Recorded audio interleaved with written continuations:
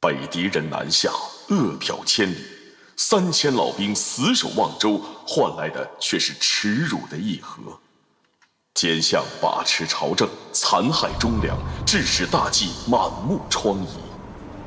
为救天下，徐牧与诸多忠良义士联合国姓侯，里应外合，意图来一场清君侧，重定江山。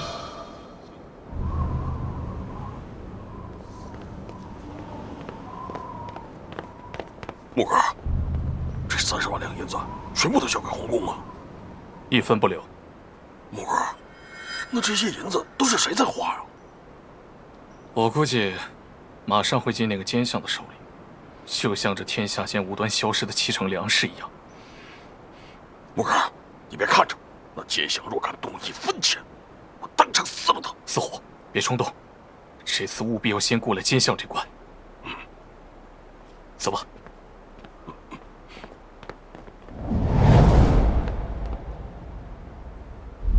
4等4爵徐牧携30万两镇国银入宫。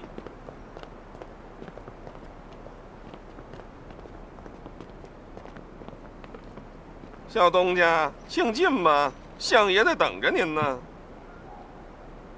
四虎，你在外面等我。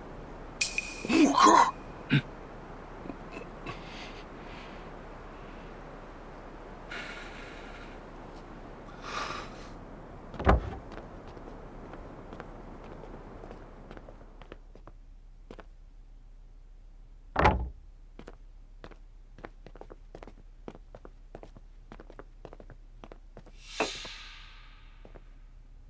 4等子爵徐牧拜见萧宰府。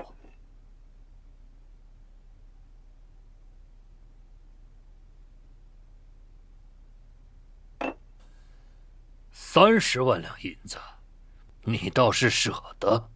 回萧宰府的话，讨命而已。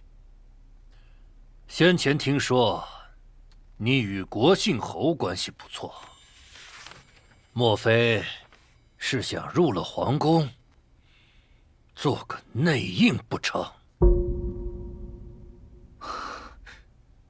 国姓侯出了长阳之后，我便一直被人刺杀报复。之前是有些关系不错，但人总是会变的，水往低处流，人往高处走嘛。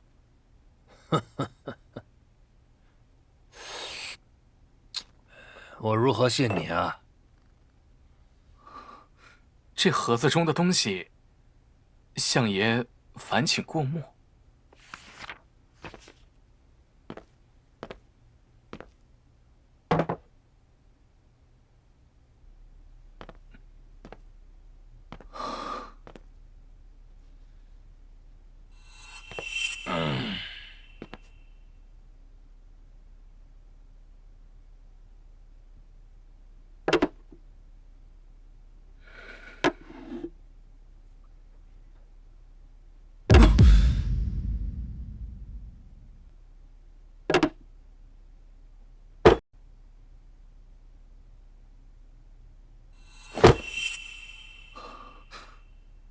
相爷，我徐牧好不容易才在内城把生意做大了，我不想被人赶出去啊。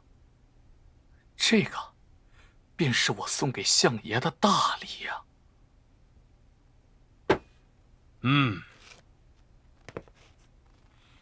汤江4大户那边也出了20万两银子，要讨你的命。不过，你们这些卖酒的，生意倒是不错。收拢的杨夫的军资，把马匹卖了，凑了不少。真舍得？哎，也是了，你不过一酿酒徒。这样吧，明日去殿驿上吃个席吧。多谢相爷恩典。另外，日后酒水的营收，每月本相要5成。相爷，其实庄子最近生意没那么好，要不先暂时……武成，不然你便掉头，滚出长阳！相爷，知晓了。家国天下，或许就是杨将军的夙愿。那日义不容辞的奔赴，我无法忘却。杨将军，我不会让你的血白流，一切看好便是。子爵大人，徐子爵。大人，叫我小东家即可。恭喜小东家入了宰府的法眼。您今夜先在此处休息，明日便能入殿吃席了。多谢。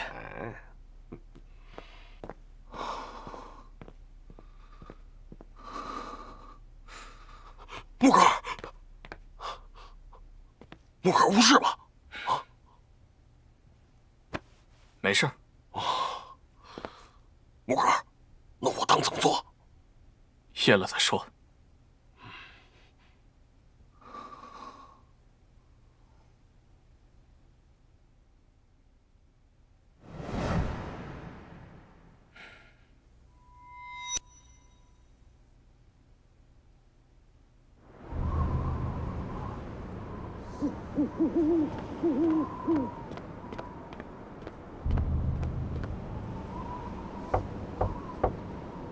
子爵大人，雪落长阳，天冷了，是否加床被子？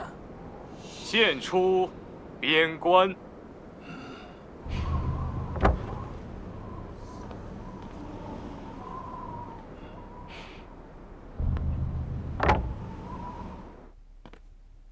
小东家，一炷香后，请随我来。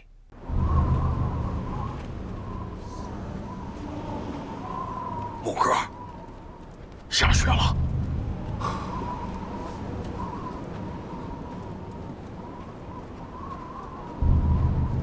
小东家，那些羽林军嫌脏，嫌这地方脏啊，很少会过来。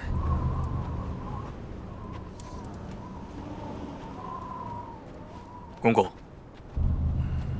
我听小侯爷说，您在沧州置办了住宅子养老，您怎的不去啊？小东家，我父是袁家3代帝王，即便是个阉人，也有了感情，走不得了。骨子上，我大抵也认为自己是皇宫里的一份子。大计风雨飘摇，不是我这阉人的错，但我胡连春也算是皇宫里的一员。这等时候，我也想做点些什么。可我胡连春打仗的事情我不懂，我连吃对食的老公鹅都打不过，劳碌一生，徒留满身病痛。问心有愧呀！于国而言，连春无愧。小东家，请往前走，走过这条通道，便会有人等你。我便不去了，还有事情要做。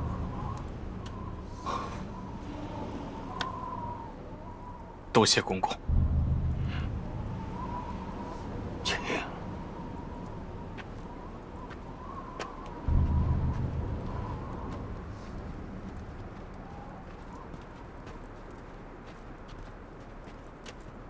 阉人何以报国？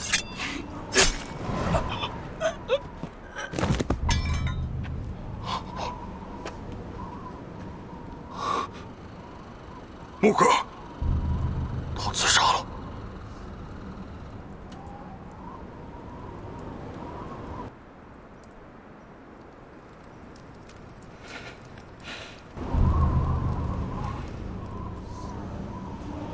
木哥，我怎么有点难受？难受的话，待会儿杀敌的时候多杀几个。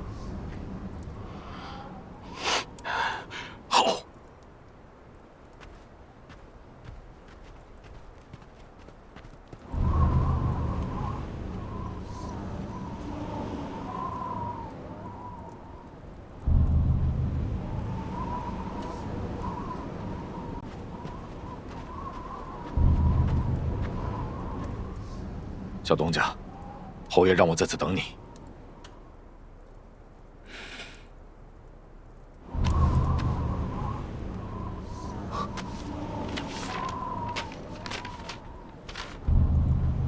古往今来，敢入皇宫出奸佞者，皆是英雄。小东家以身入局，必为史书所写。今兄已率大军剑至长阳皇宫内，后为贤弟已备好1000人的御林军，只待贤弟射火入鼎，到时里应外合，便可一举成事。剩下的事，宇文会带着你做，不管成功与否，贤弟从此都将名震天下。今夜，侯爷该动了。于统领，侯爷未在信中说详细的计划，还请于统领告知于我。我手底下有1000人的御林军，愿意跟着侯爷搏一回。争夺长阳城里，侯爷已埋了5000虎堂死士，另有老卒、护院、屠夫、义士3000人，愿意共赴国难，加起来共9000人。我等要利用这9000人，杀开一道城门。那奸相有多少人？近10万人。多少？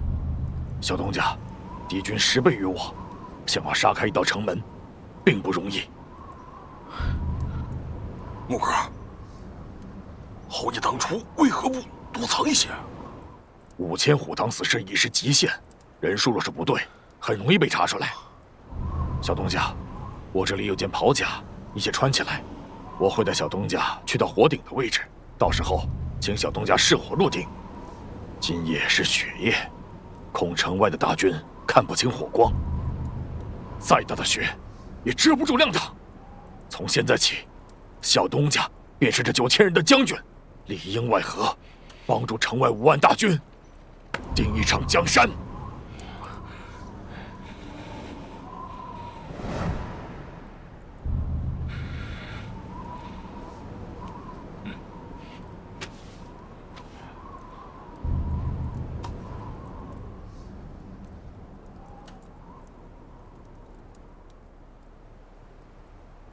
请将军施令。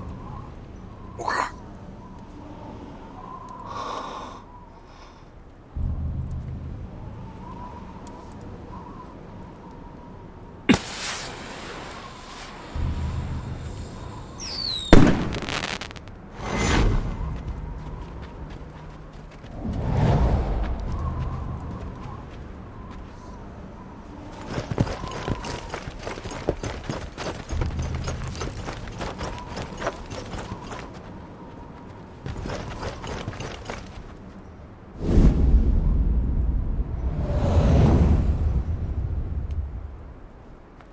将军，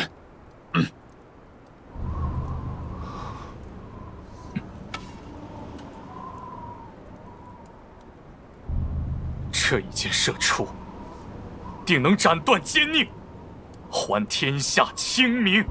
还天下清明！还天下清明！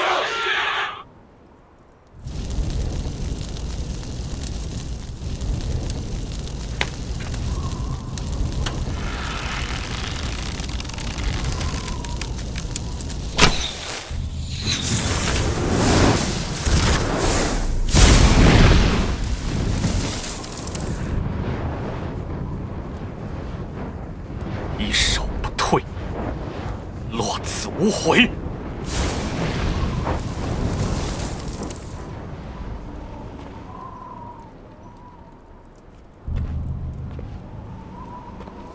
吴地已将大火燃起，他在指引我们前行。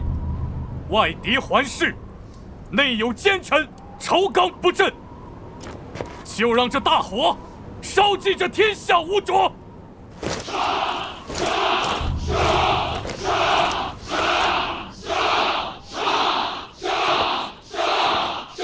引军！我等立即出皇宫，宫外的8000大军也该等着小东家了。小侯爷，罗墨者已经开始围城。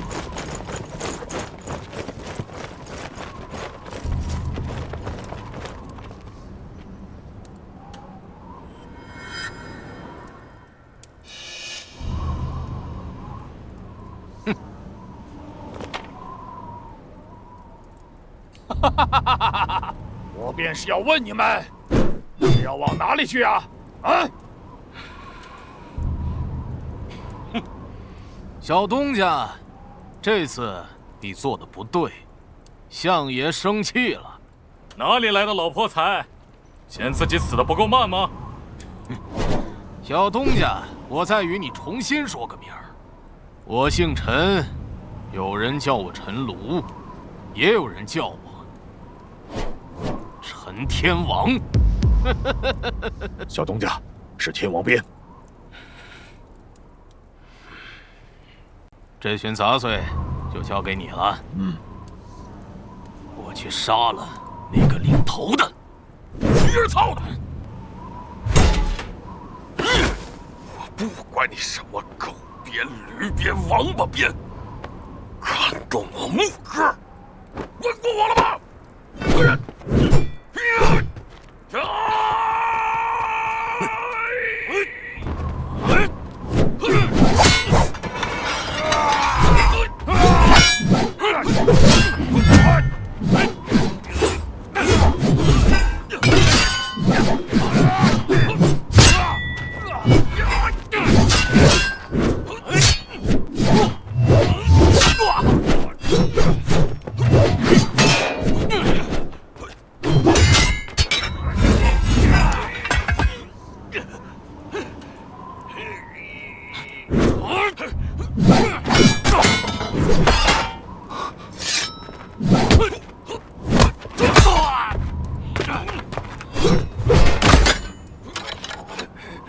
倒是有些子力气，怪不得段丑这种废物会败在你的手上。不过是有一身傻力气，就是个盾蟒夫。小胡爷！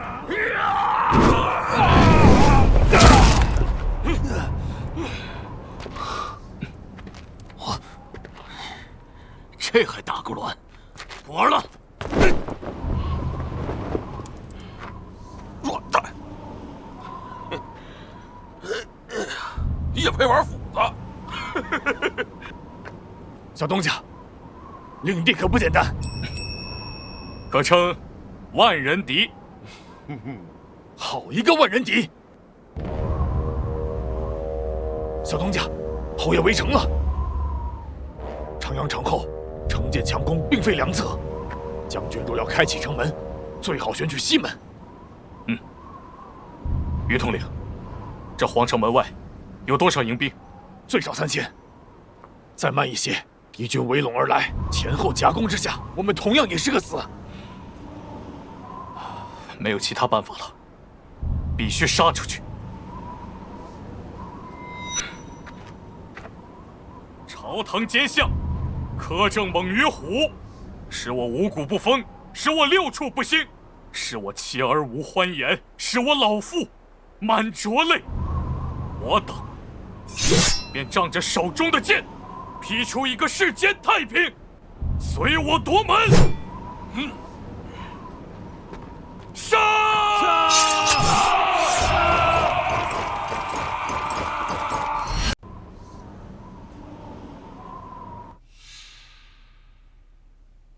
相父，是否那阵的小皇叔带人杀入了宫？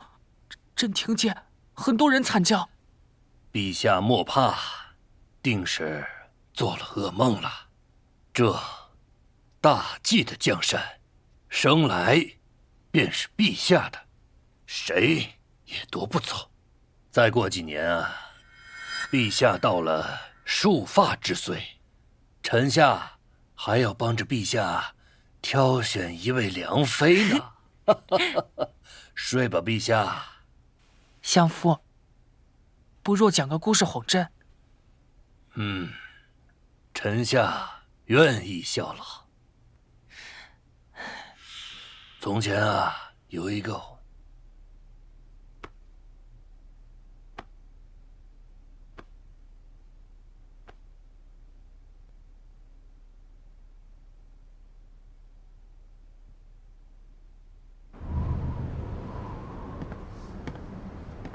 萧大夫，战事在即，最好莫再等了。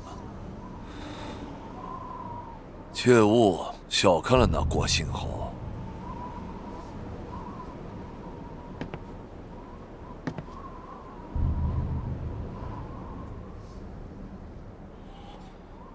这一轮，我早候着了。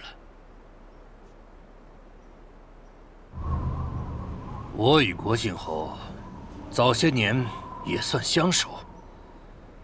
我时常会问自己啊，这天下间，居然有这般完美的人，忠义、文武双全，偏又礼贤下士。不管是贪官、清官、贩夫走卒，都对这位郭信侯爱戴有加。小宰府，你有些啰嗦了。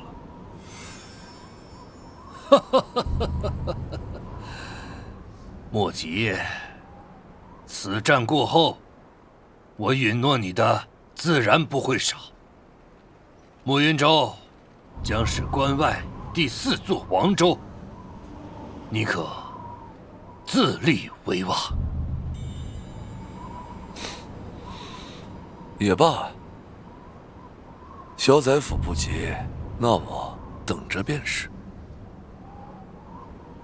左右城外，郭信侯只有5万大军，攻不进来。我听说城里有他的内应，确有内应，说好听些叫义举，说不好听，便叫天字号的傻子了。陈将军有所不知啊，此一仗我真的等了许久，那种感觉，好像是小时候做了恶事被吴父发现之后，总是担心迟早有一天会被抽打。郭信侯于我而言是一根罚签，我时常会担心他什么时候会来砍了我这个奸相的头，便像那一年他手持尚方剑斩了123位贪官。陈长卿，你当年也跟着郭信侯打过仗，我只问你，你当真不怕吗？小宰府，你想说什么？我既然来了，又有何惧？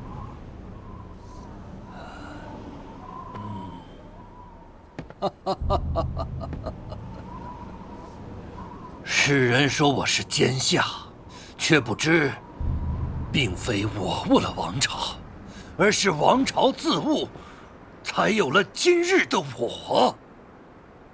有人视金银为粪土，便会有人为了半个铜板机关算尽，手握权力，想要的、想贪的只会越来越多。试问，这天下有几个是郭信侯这样的人？没有。走吧，陈长卿，我们去把大计这根罚签彻底拔了吧。这江山以后如何，该由我们说了算。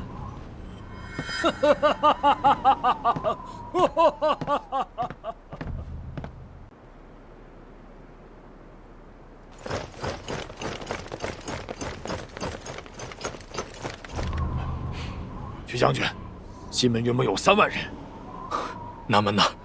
先前派人去看，也有近3万人，有些不对啊，徐将军。怎么了？长冈3座城门，西门和南门这段偏门，加起来却驻守了6万人，而最大的正东门，只怕守军会更多。按照之前的消息，这狗奸相手里不应该只有9万大军吗？又是那帮营军，这帮驴儿操！小侯爷只有2世的光景，而我自穿越而来，一直活得很仓促。有时我就在想，为何我连一口气都不能喘下？乱世一片黑，我有心去寻光明，但还未掌灯，黑暗就已经遮云蔽日了。若入了朝，事有不解，便再打开一关。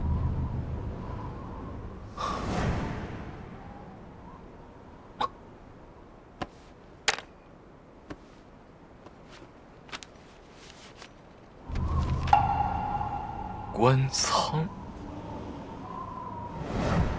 我来告诉你，这世上至少有70%的粮食无端端的消失在这个天下间，谁在藏，谁在收，又有多少人藏，多少人收？侯爷，还有2日的光景。说是侯爷一旦身死，这一轮的清君侧，士气将会崩溃，大败，乃至惨败。我们这一战，只能赢，不能输。但是困在这内城，只逃是没有用的。小东家莫非已经有了破局之法？烧官仓，烧官仓。我们在城内，侯爷在城外。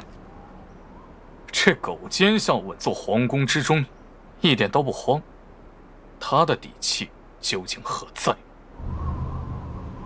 小东家的意思是，狗相粮都在长阳城。只要这狗相把我们给杀了，侯爷便进不来长阳。就算侯爷围城，但粮食也够整个长阳的人吃上1年半载。这么多粮食，真要烧掉吗？风雪之下，这火烧不起来。我要烧的是狗奸相的心。于统领，事不宜迟，现在就出发。是，听许将军的。跟我走。走。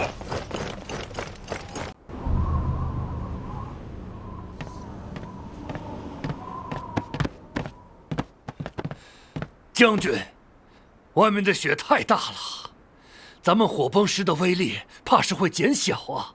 再隔着护城河，崩炸的势头不能连续啊！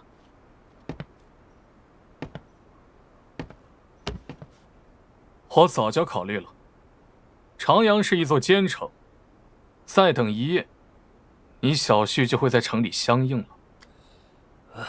慕云州探子刚到，陈长庆调虎离山，暗中调集了3万大军，蛰伏在长阳城里。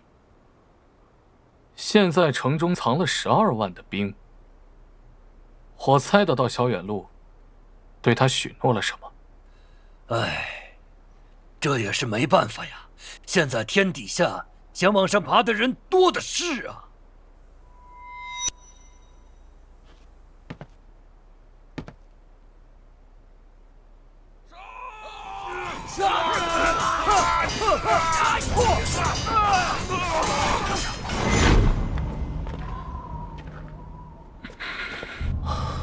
木哥，这得有多少粮食？将军，若烧了，岂不可惜？并非真的要烧，这般大的雪，估摸着也烧不起来。将军的意思是起浓烟，做火烧的势头。不管日后如何，留着这一份粮食，终归是留着一些人的希望。尔等快去寻些柴火，架在这官仓附近。遵将军令。快过来！快过来！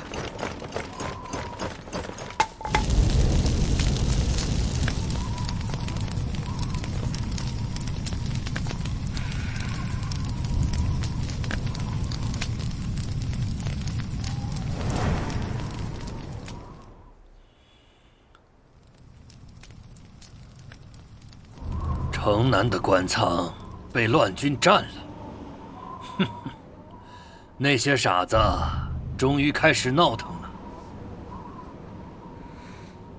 杀袁桃要紧，你不懂，若置之不顾，便会有下一个官仓营寨被这些傻子烧了去。多少人的乱军？约莫1万，领军的是袁桃的人，据说在关外打了一场漂亮的硬仗。你的意思是让我带兵去绞杀？嗯，甚好。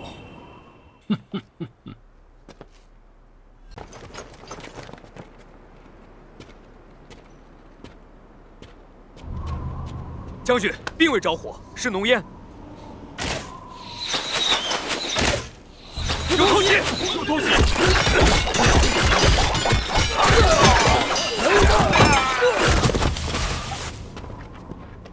这小东西还挺让人意外的。先前那个奸相说他叫什么？回将军，叫荀木。哼，列好盾阵，杀出营寨。是。枭首寻木者，赏千金，封皮将。是。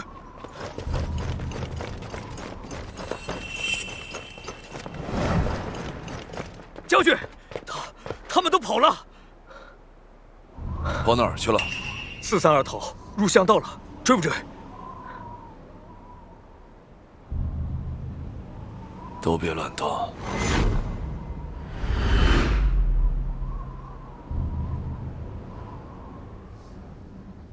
不到半夜的时间，便死了近万的人。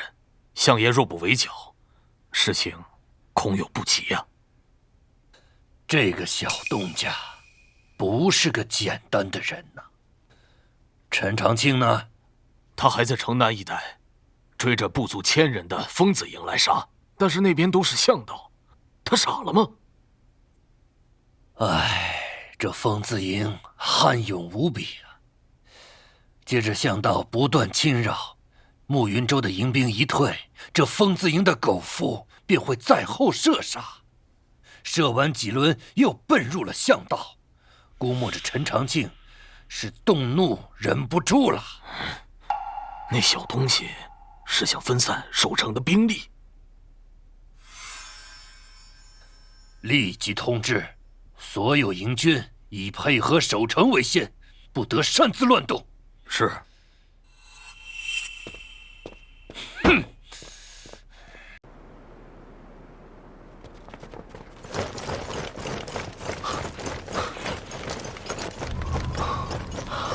于统领，我们这绕城一周游击的战术效果显著，这城内的敌军已经被我们分散开来了。只要我们能1个时辰之内拿下这西门城楼，便大事可期。将军，是时候通知侯爷那边了。发信号吧。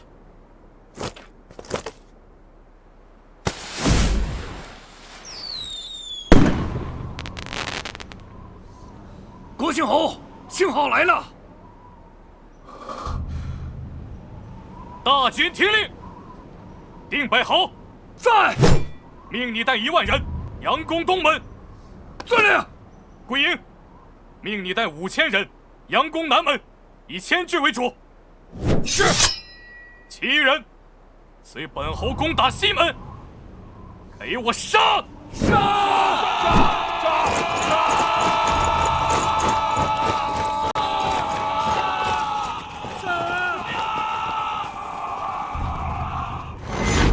列位同袍，同举手中的剑，莫要忘了我们这一轮是救国的天兵。兄弟们，给我杀！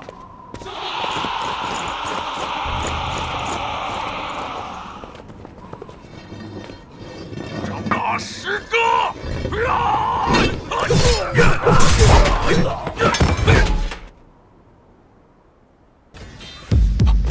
大事不好，英军大兵支援了。如果让援军接防成功，我们就白忙活了。所有人，随我拦截敌人，杀！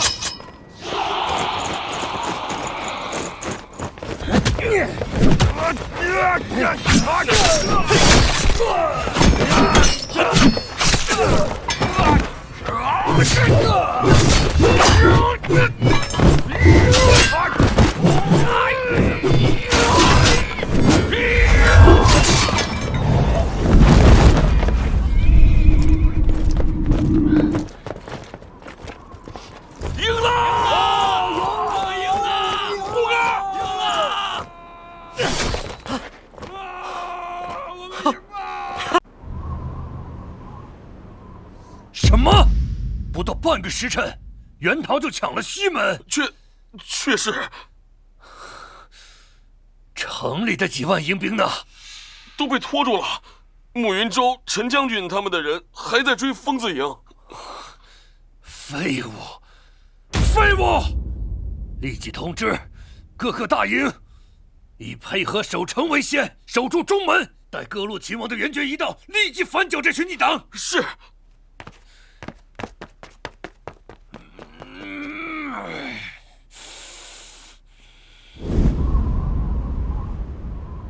哎，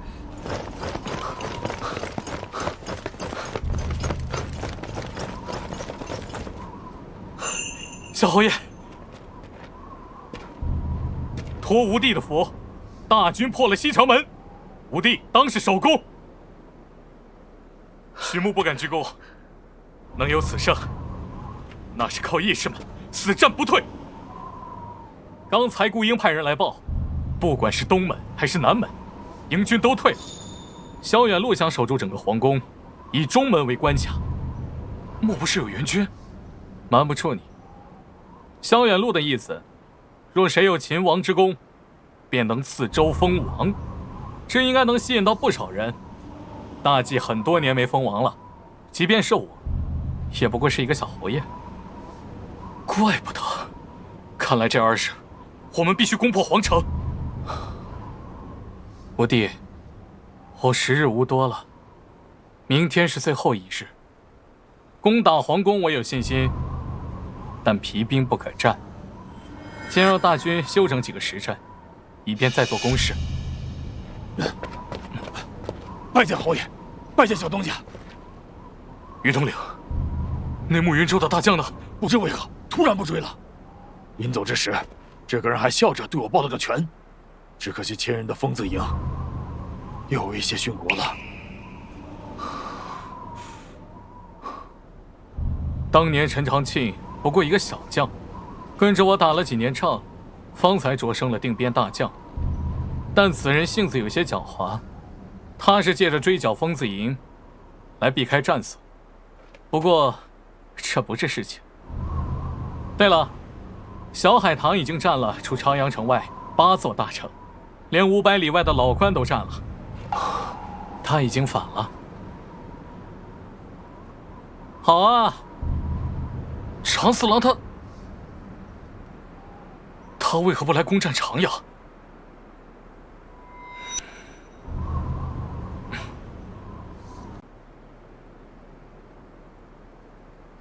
小东家一夜起事，23城攻占8城，8城的地势互为犄角。那狗相出了兵力，那些守城的大头兵自然是不够打。听说国信侯先前刚攻下长阳，若是我等黄雀在后，说不定会有奇效。以长阳为中心，最多几月之内，便能全占内城一带的重镇。再说吧。报，主公，河州校风营征北将军赵青云带着2万骑兵，冲着老关奔袭而来。他算个狗屁征北将军，巧了一匹敌马，还真把自己当个人物了。那一轮大战都是小东家打下来的。主公，校风营的前锋太少，让我等速速让关。他说什么？说是要驰援长阳，诛杀反贼。去告诉校风营的探哨们，我反贼常小堂就在关里，让他赵青云马上攻关。另外，和他讲清楚，守关人只有3000人，让他速速攻关，不攻是狗爹养的。是。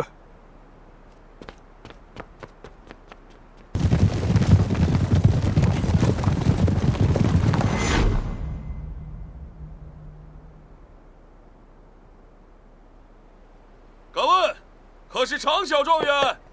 不是，我是你爹。哼！你造反了？我就站在这里，等你捉拿反贼。你敢不敢？道观里就3000人，够胆就来攻关一下。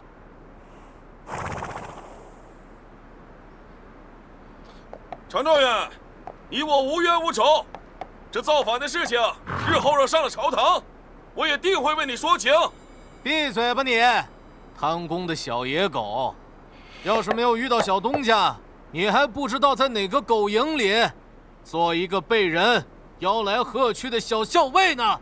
小野狗，我是征北将军。呸！你也配！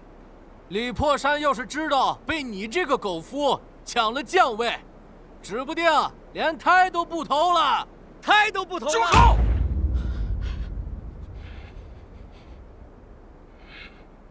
来，你来攻关一下，谁不攻就是狗爹娘养的。就你这个半吊子带军水平，就别学别人学什么奇形之术了，跟着小东家摸了点皮毛，还真把自己当个玩意儿了。要不然这样，老子下场与你单挑，谁输谁死。让你一只手也成啊！常状元，你日后最好小心一些，莫落到我手上。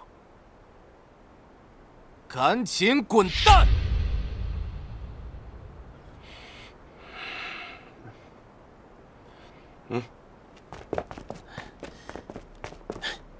老关附近的小路都断了吗？回将军，都断了，路子都堵死了。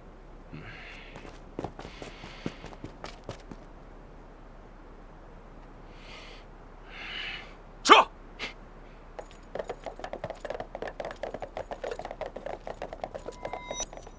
要帮，只能帮你到这儿了。就当你我当年一起喝花酒的人情吧。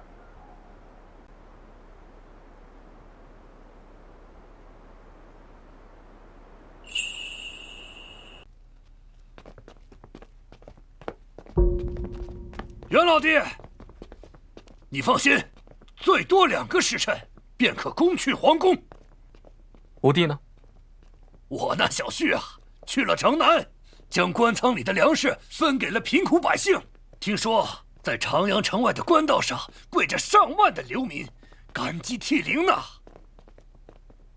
不错，他终归是要干大事的人。是啊，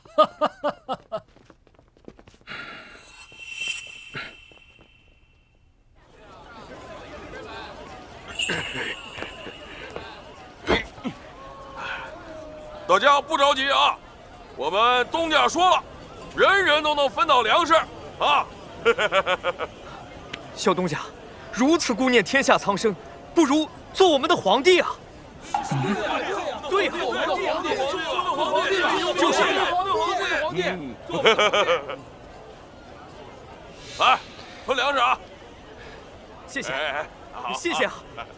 元兄，累了这么久了，不如回去休息一下。谢谢，谢谢。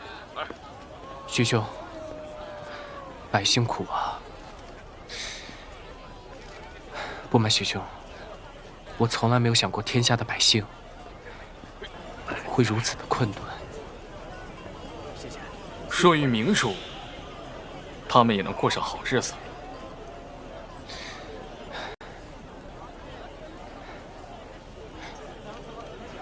皇叔说，日后一定要好好重用徐兄。我寻思着以后，一定要给徐兄封一个一品大官。元兄说笑，这万千将士尸骨未寒，许穆不敢鞠躬。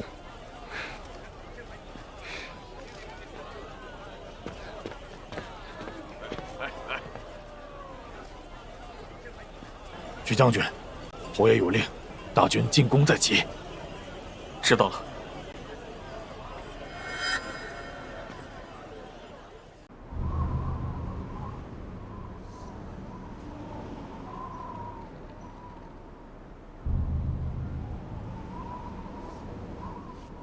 我弟，我有一些话想要与你说。皇宫并不难攻，今日之后，应当能定江山了。我弟，我并非是在托大，实则是布了案子。想了想，有些话该跟你说了。这一场之后，我不知道我还能不能活着。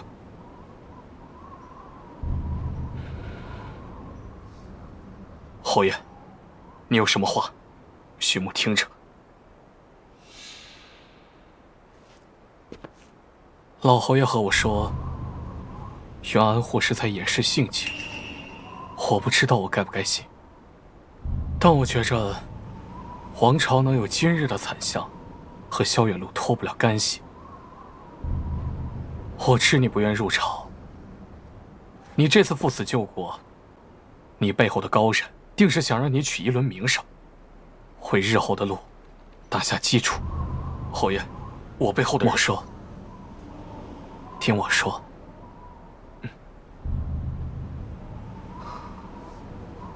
我身边除了顾英之外，再无相信的人，并非我多疑。而是我见过太多人心的险恶。胡弟，你是第二个。袁安登基之后，你暂时替我去监国。小海棠那边，我已经和袁安说过了，表评判有功，设封为豫州王。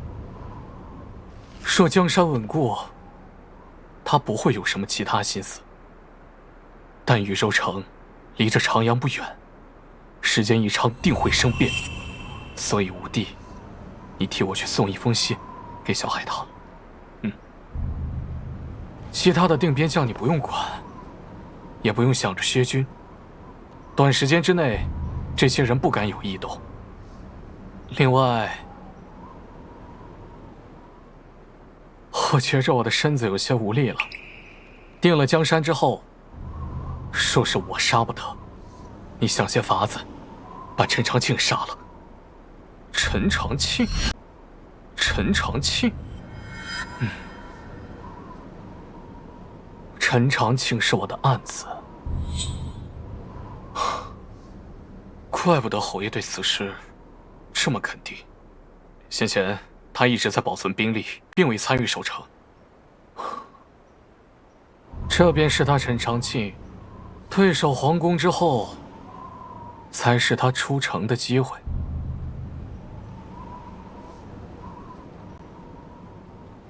这件事情，小东家你是第二个知道的，连你岳祖，我都没讲过。侯爷为了今天，到底布了多少棋子？那为何要杀陈长庆？他不是功臣吗？我死之后，没人能压得住他。这一轮清君侧，实则是迫不得已。陈长庆会些武功，你身边那位虎士，当能打得过。其他的，我便再看不清了。胡弟，你暂时留在长阳，替我监国。我这份名单里。有5位清廉之臣，可为国之臂膀。若袁安，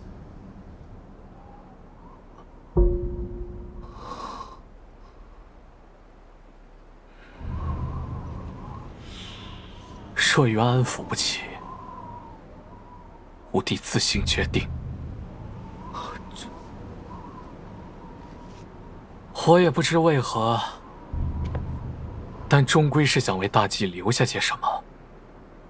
要是时间再早一些，国体未崩，我便能想办法拉你入朝堂，做我大计的肱骨之臣，当如侯爷所愿。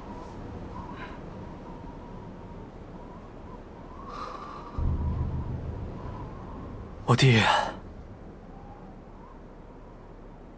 你有无怪我把你卷了进去，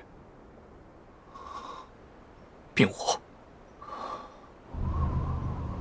你未来的路或许很精彩，若阎王肯通融，我定不愿意投胎。我还想看着你一步步成长的模样。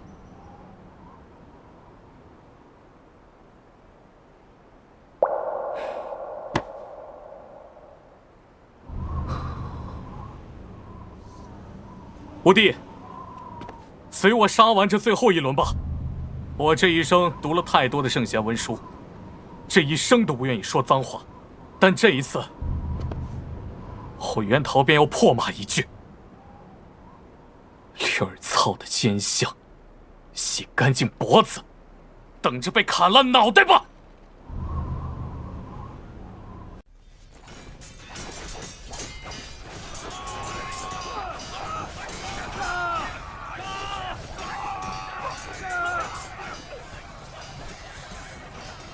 陈长庆，你怎么看？不守，等待各路秦王的援军。只一座皇宫中门，国信侯若是愿意，用崩石能炸得开。萧宰府说笑，这皇宫里可有7万多的大军，还有你的4000御林军以及2、3千的江湖人。陈长庆，这一回你打前锋如何？让你的慕云州勇士们撑起第一波的威势。不妥。早在入长阳的时候，我便说过了，你不可调动我的大军，全权由我调遣。本相可是没机会了。国信侯打入皇宫，谁也活不了。所言甚是，那便如萧宰府所言。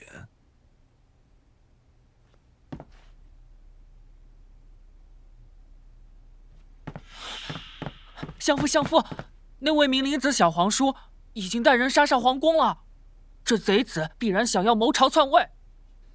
陛下，臣下已经布好大军，这一次平叛当无问题。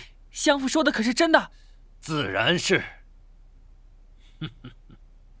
真好，这贼子正要让他一生入不得皇家族谱，等他死之后，正要找80个御史，把他的罪状都列出来。陛下，要开战啦！大纪兴武18年，这是值得铭记的一刻。袁桃率领的救国军发起了清君侧，连绵不断的大军从朱雀大道一路打到了正阳。吾神陈长庆，愿随国信侯救国。而皇宫里的慕云州大军此时终于有了动作，纷纷调转了弓箭，对准皇宫里的敌军。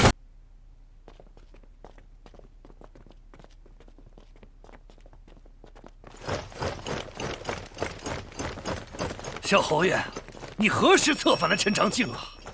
一直是我的案子，他着升的军功都是我带着打出来的，但没告诉老侯爷，是怕人心险恶。哦，那小侯爷是信不过陈长庆了？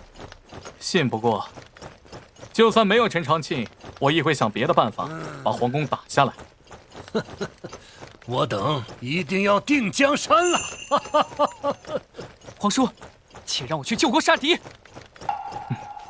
袁安呐，袁安，你有些太过于表现了。莫非你真如李如成所言的那样吗？你且看着就行。小东家，你配合陈长庆打入金銮殿，我说是我杀不得，你想些法子，把陈长庆杀了。五弟，你且去吧。好。木哥，听说军功能换馒头，我也去。等等，木哥怎的？帮我杀个人，杀了他，不仅馒头，羊肉汤子也管够。那可就好啊！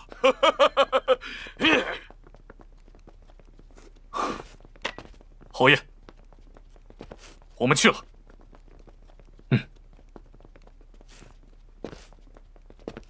走。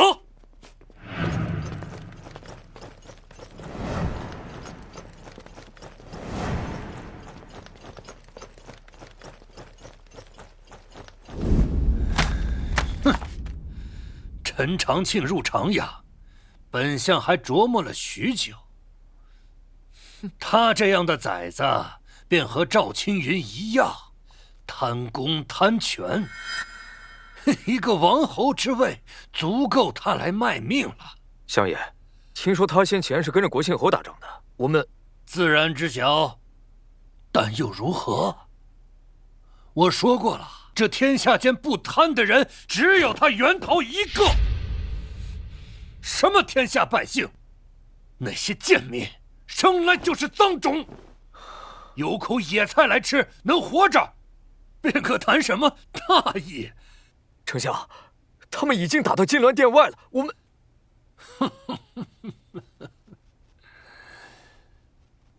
陛下，我这一生如履薄冰，你说我能走到对岸吗？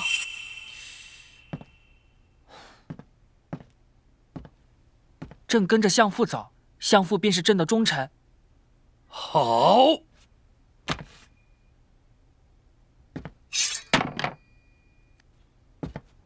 陛下，跟着臣下走。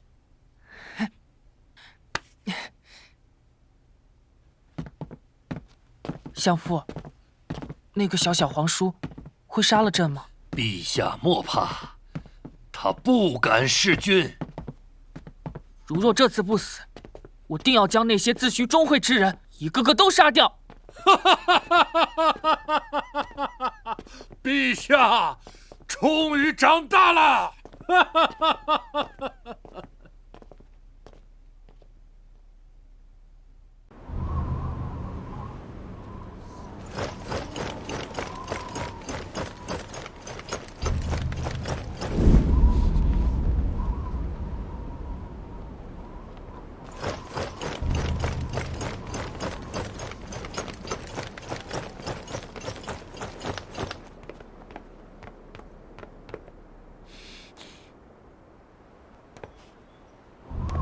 老友，你我许久不见了。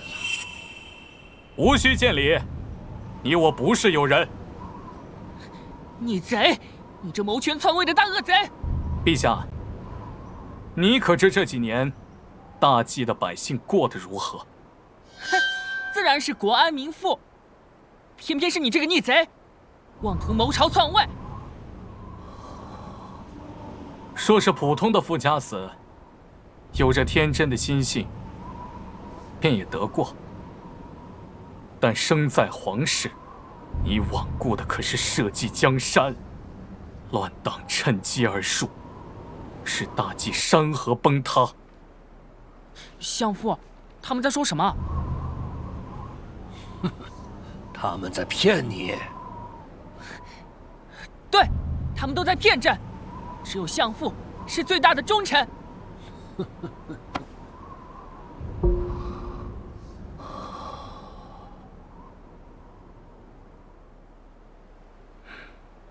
萧远路，此乃你罄竹难书的89道罪状，你还有何话敢讲？哦，哦，看来是有备而来啊！小侯爷啊，你我争了许多年了，你监国不利呀！原路已经让我养废了，他现在暴躁易怒，未到束发之岁，便亲手杀了20余个太监，怪不得你那年不肯议和交岁贡，偏偏要带着大军入长阳，满朝文武都拦不住你呀！说满朝五谷，我袁陶便是大计最后的风骨，从未后悔。老狗，该闭上你的狗嘴了，莫惹我一时生气，打碎你满嘴狗牙。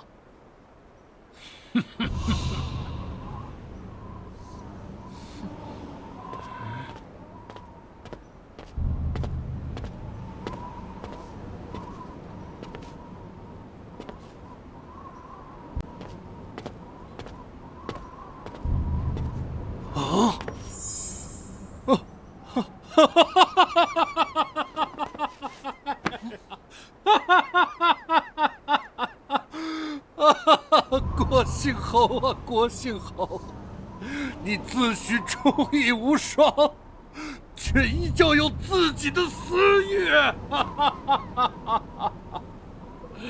大吉的列祖列宗，枉死的123位亡灵，你们都来看看，陛下还在呢。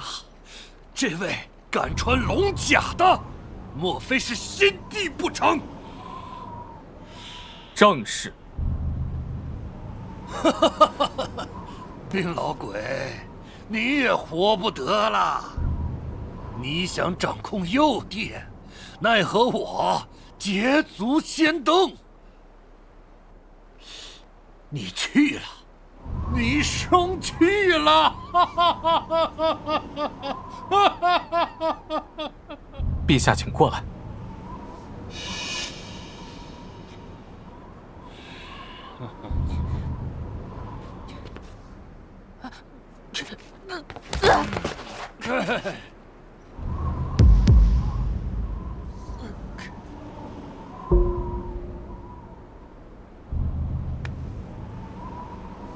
莫争了！我先前便为了毒，他既认我做父，便要齐齐整整的，父子2人一同上路。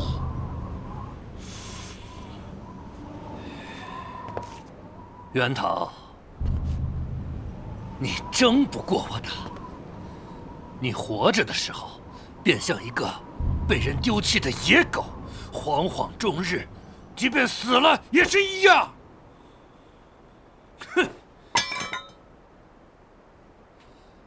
我便问，谁记得你？大计的千万百姓，谁记得你？城内外的生祠牌碑，等你一死，便会被百姓立即凿掉。你顶多会出现在史官的录册，寥寥数笔，大计奸相罪不可恕。族人深以为耻，将你从族谱除名，无坟上祭拜，也无亲人提及，顶多是几条野狗忍着臭气，将你果腹罢了。袁陶，去请吴帝过来，鸣锣整个长阳。天明时，斩奸相。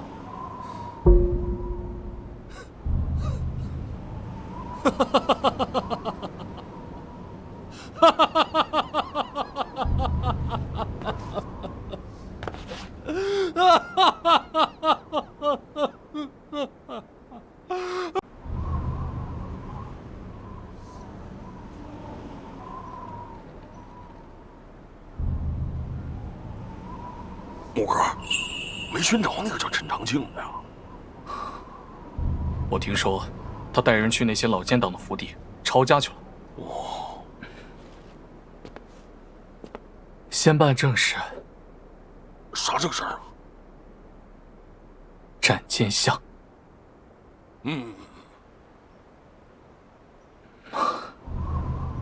这次打入长阳，我讲过，你是首功。想了想，这斩奸相的事情，让你来做。谢侯爷。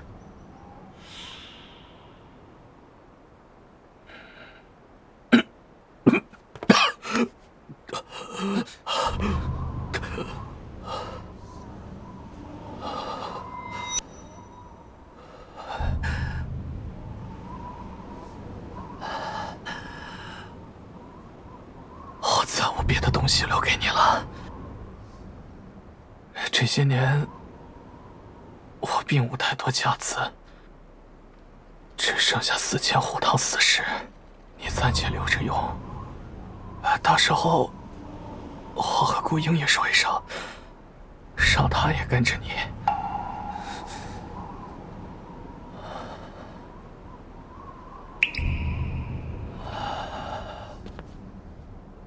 这一路打入金銮殿，又耗去了些体力，终归是不能亲自杀死陈长青了。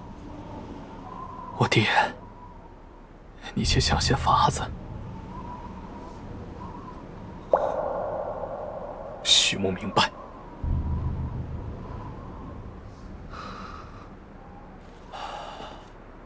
我弟去换一身新的衣裳吧，我替你监斩。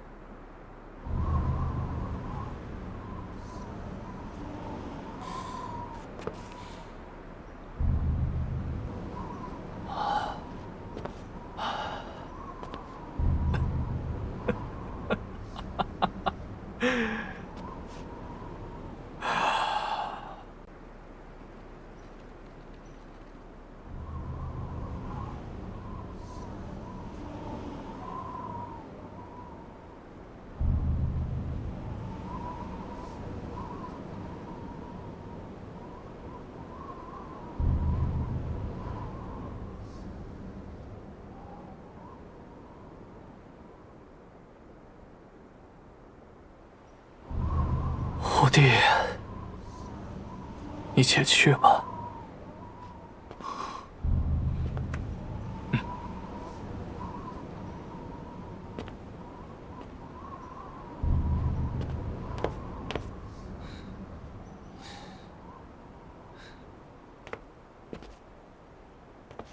木哥。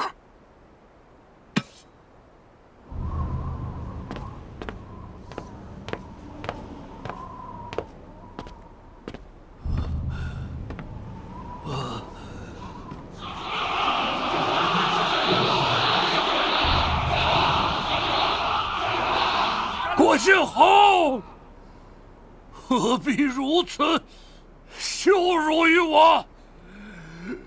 当真是成王败寇吗？我堂堂大计，一品宰辅，今日却要死在一个小小布衣、破落棍夫手上，简直是滑天下之大举！他杀得了我吗？他杀不了我。萧远路，祸乱朝纲，勾结奸佞，陷害忠良，陷百姓于水深火热。我许木虽是一介布衣，但头顶天，脚踏地，亦有杀贼之心。今日，我便还大计一个朗朗乾坤，还天下百姓一个世间太平。我为何杀不得？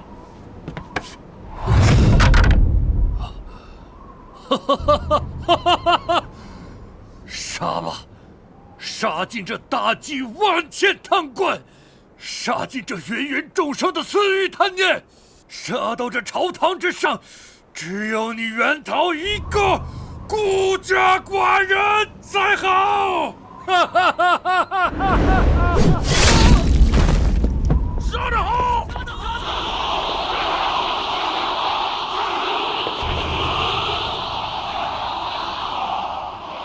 斩得好！侯爷，穆幸不辱命。小黄叔。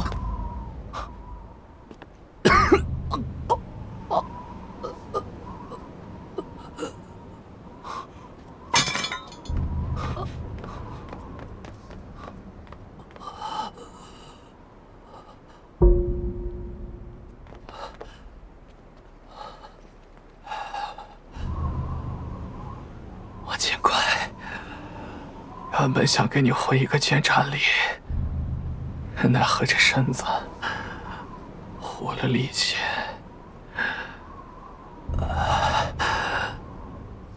天黑了，顾英，你怎么还不掌灯啊？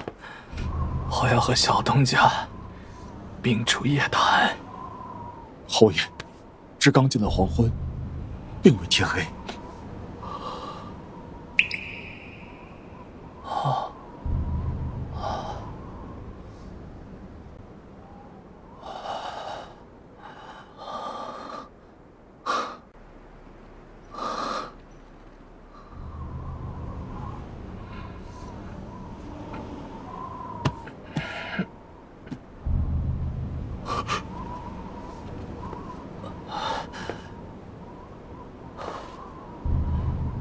五弟，你扶着我走吧，去城墙那儿走走。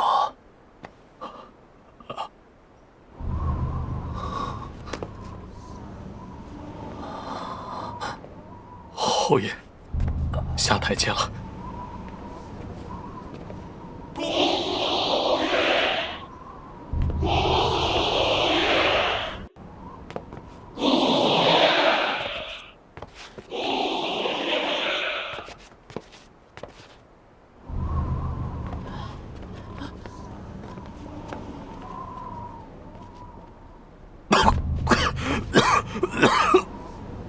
侯爷，我背你吧。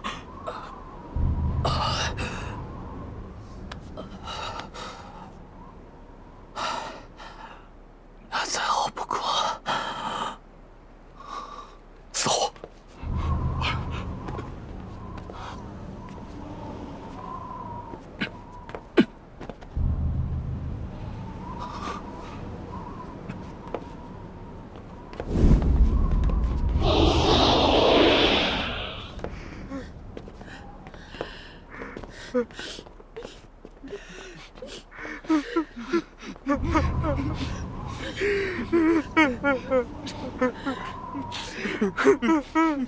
定了江山，下去见了先帝，他固然要骂我，但我源头有罪，却无过。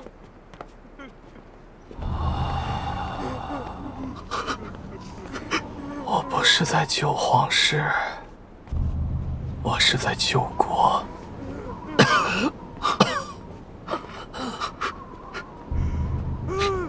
有些事情，终归是有人要做。生在乱世，并非你我所愿，但国崩而不救，便是你我之过。顾英，主子，长阳青石巷的柳家书生，颇有几分大才。你送银子去周济了吗？主子放心吧，送了。凤阳镇有10几户百姓受了冻灾，你去官访催赈银了吗？主子放心，也催了。顾英，你以后就跟着小东家，听小东家的话。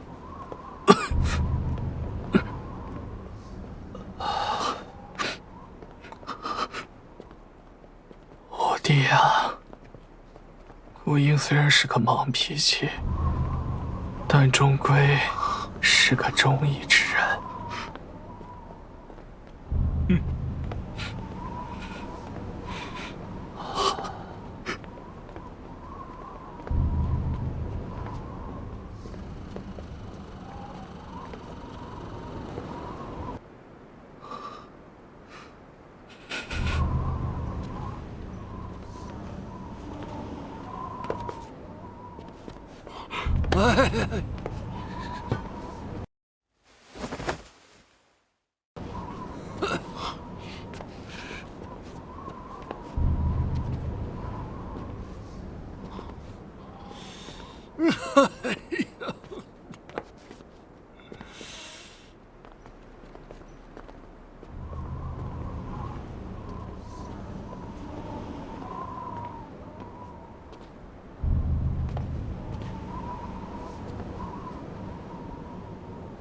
侯爷，我们到了。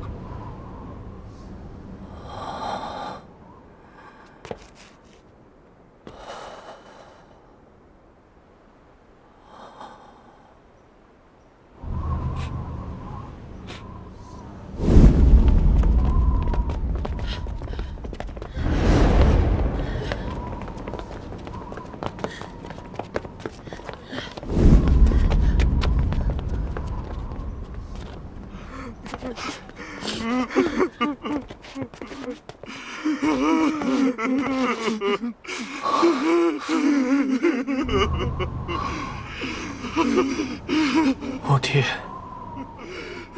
我听到了哭声，百姓在做什么？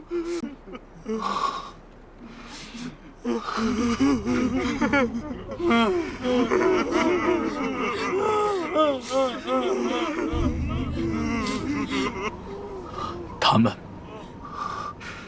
在恭送侯爷。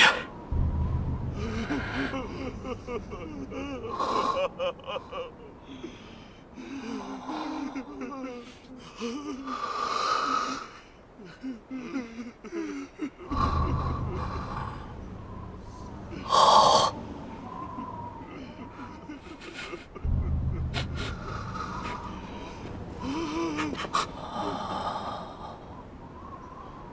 日后有了新地，无了奸相，尔等的生活定然过得比以前好。只可惜，我等不到登基那一天了。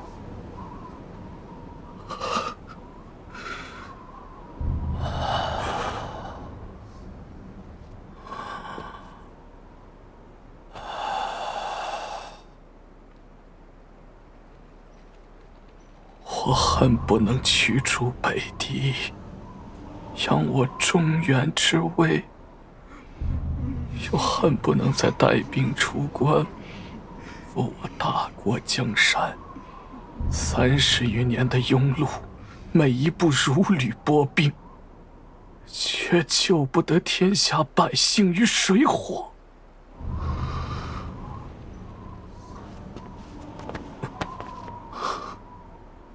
我爹，这些事情我未完成，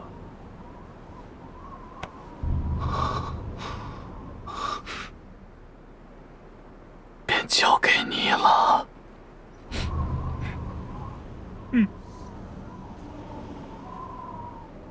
切记，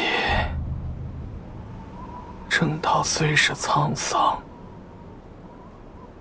但终究是问心无愧。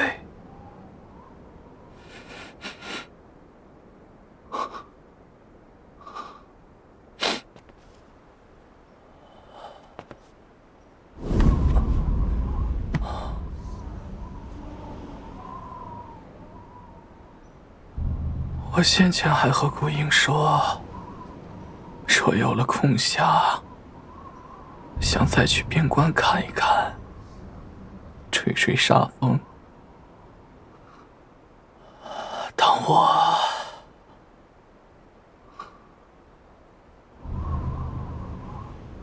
我死时累了，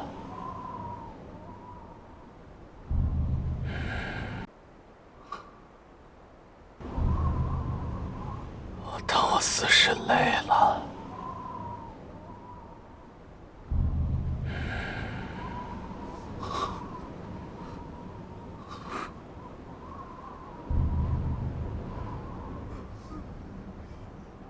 侯爷。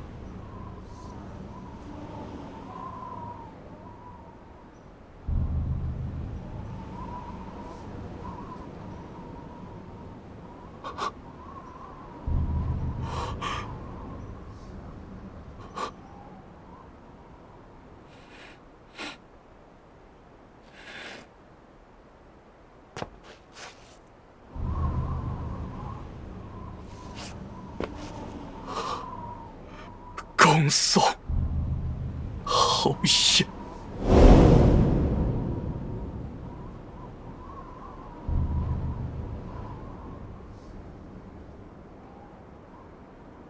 恭送侯爷，恭送侯爷，恭送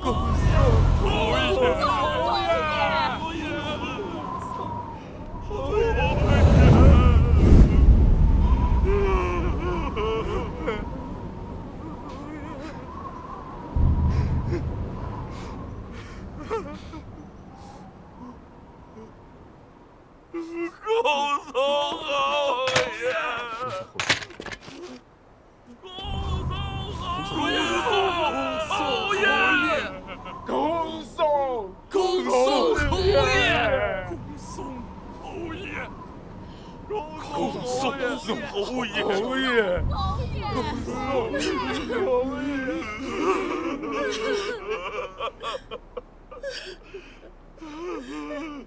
师傅，师傅，师傅，师傅，你为何要服毒啊，师傅？为一场忠义。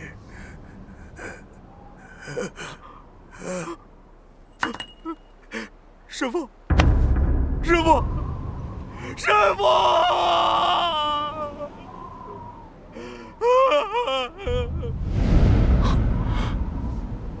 主子，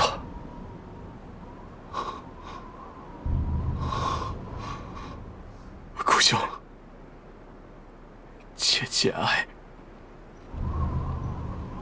小东家，侯爷的后事要劳烦你了。姑兄什么意思？我早些时候施了毒药，我怕主子去了，下面会缺个护卫。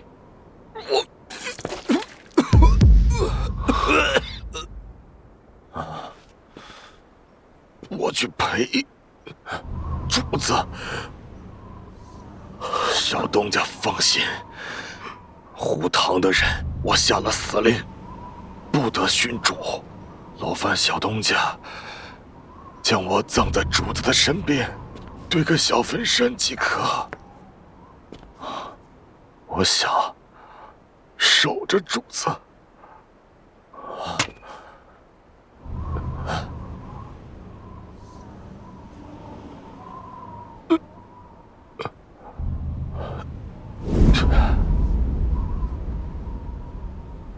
姑兄，走好。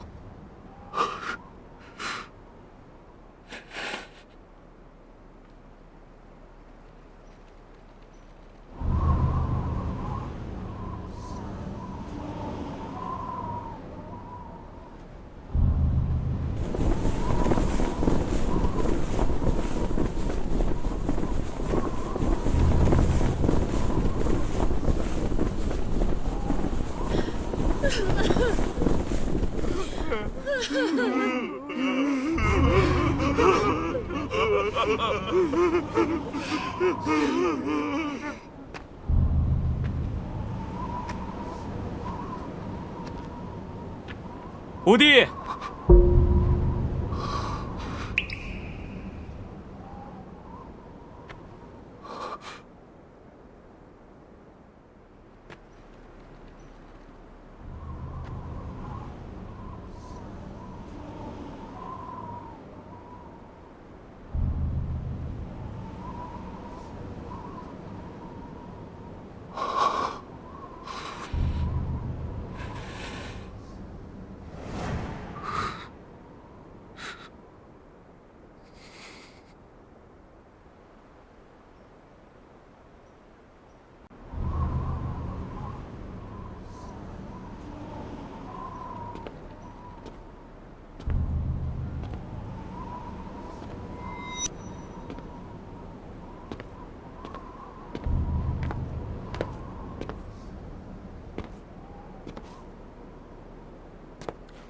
哎，小侯爷一死啊，长阳局势便要动荡起来。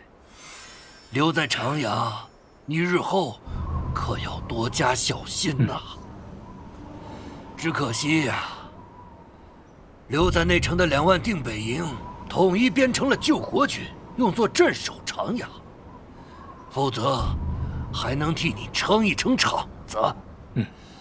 切记，小侯爷留给你的4000虎堂死士，务必要牢牢地抓在自己手里。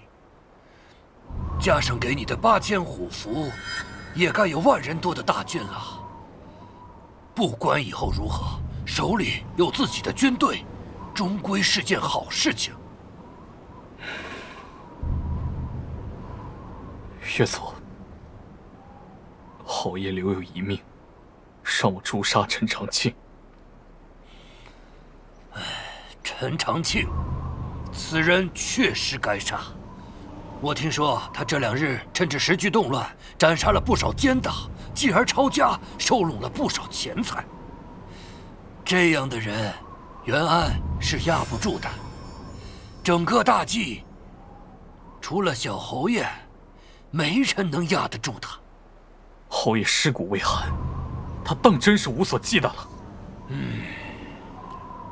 你以后定然会有自己的路，但我希望你明白，现在的内城，无异于是崩乱之地啊。接下来，你要做什么？杀陈长庆。不愧是调乱的小东家，小心一些，切莫打草惊蛇，惊了他的3万大军。若是逃回暮云州，事情会很棘手的。我知晓。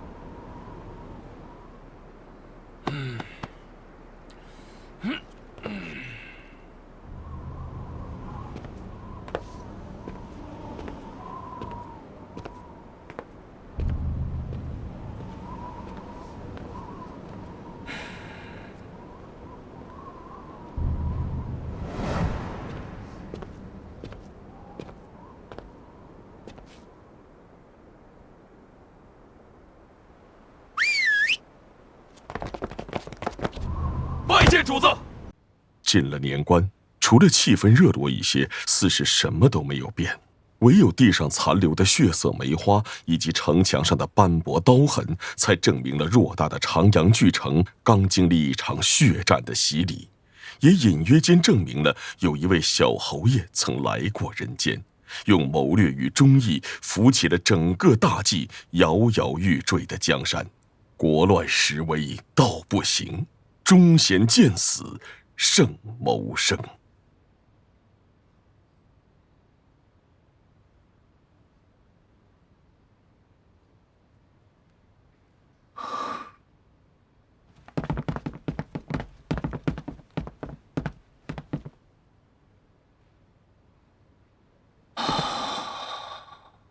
按照主子的意思，把殉国的将士都好生安葬了，就在城外南边的坟山上。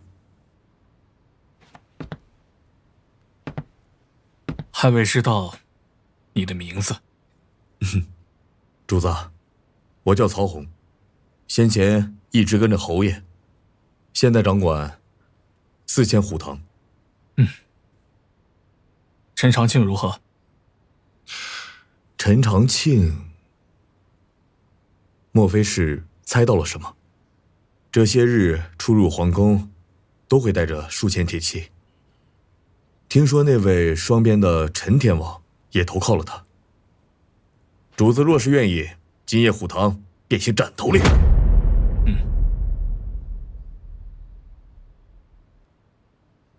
宣安的皇位还没坐稳，若是生变，小侯爷之前的一切努力都白费了。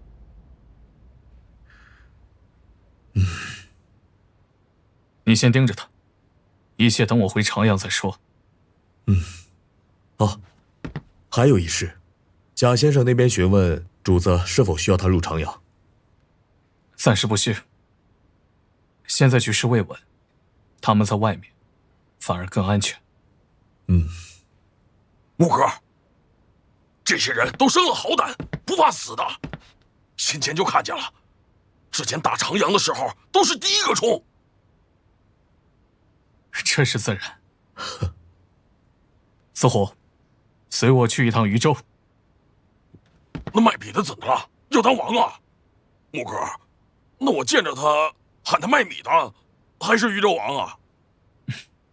随你怎么喊。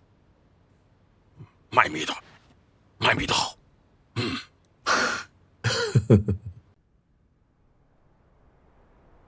虎哥，常威小子，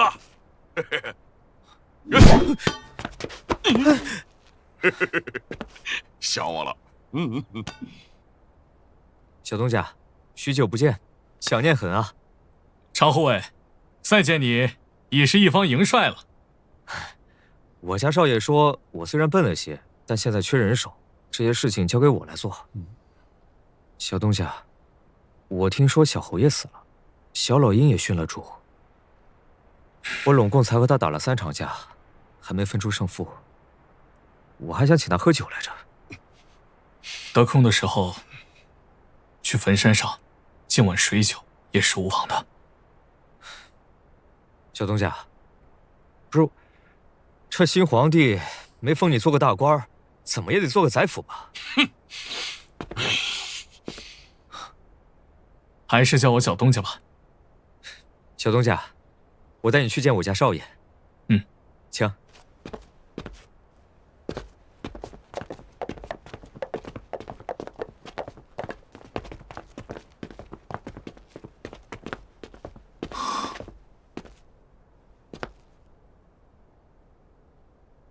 这是……小东家，你稍等一下，我家少爷在守孝，今天是最后一天。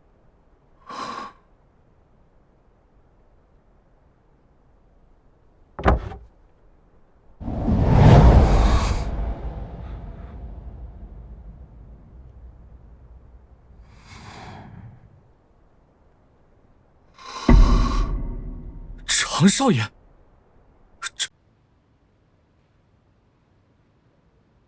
那一日，小桃桃跪在金陵殿，跪白了头。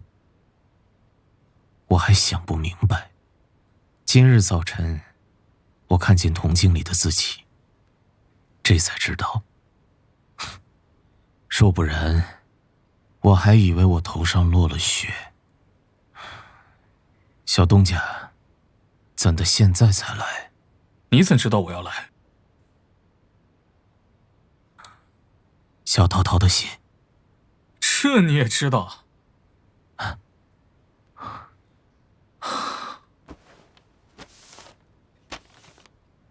这是小侯爷留给你的信。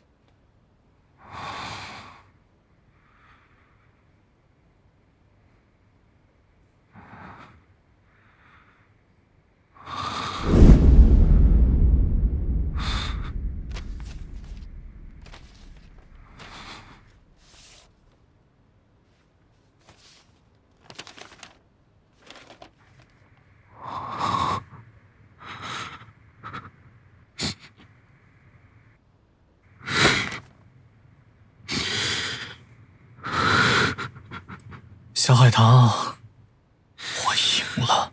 长阳的事情我不会再插手，至于封不封王，我也不在乎。小东家，你回长阳城，告诉那个新帝，他这个位子是小桃桃拿命换的。说不然呢？说不然，他做不稳，我来做。小桃桃以将死之身，扶起了我大厦将倾，仅凭这一点，我是不会动手的。开春之后，北狄来犯，我也会帮忙挡着。我说过，我们打归打，敌狗不得踏入中原一步，敌狗不得踏入中原一步。常少爷，果真是掉卵的好汉。小东家，你回长阳城，告诉辛帝一句话：渝州附近的8座城，税收和募捐，我来负责。他要是有什么牢骚话，离得也不远，够胆的，让陈长庆过来走2步，也别想让老子上岁贡。他这面儿，是我给小桃桃的。你这都是当王的人了，怎么还这般脾气？你不懂，小东家，我并不看好新政。你可以说，小桃桃救了整个江山，但你不能指望一棵烂树根儿里会长出什么参天巨树。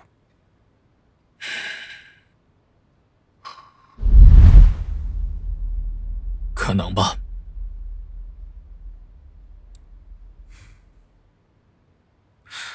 若不然，算了，你帮他却不帮我。小桃桃救的是天下，救的是百姓，无任何私欲。我知道，我和他并不一样。这一次，你倒是说对了。别不提这一嘴了。我便问你，那位新帝许你什么官职？不治。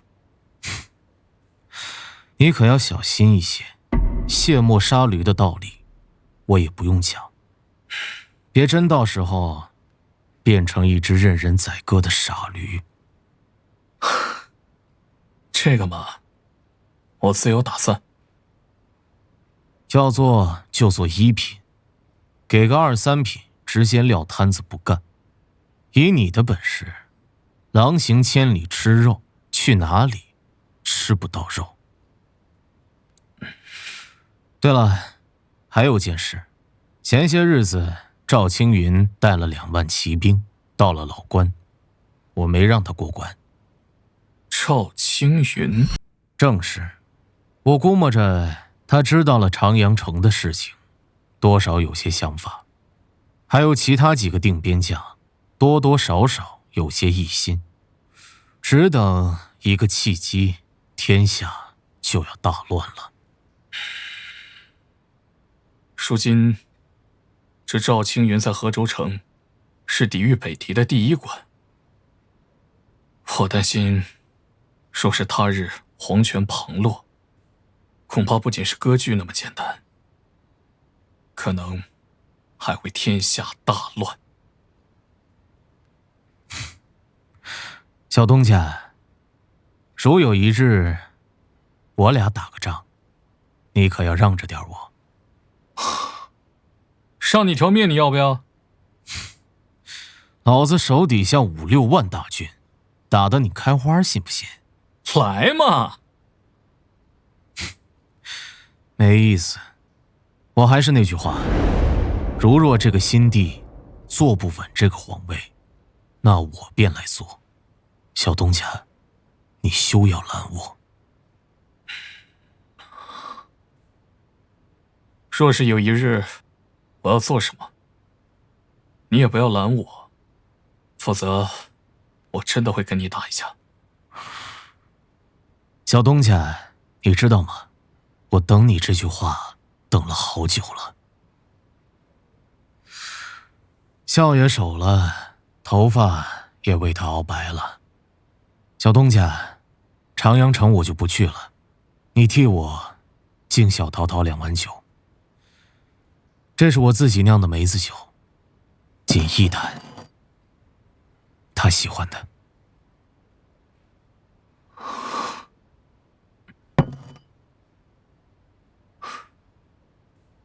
告辞了。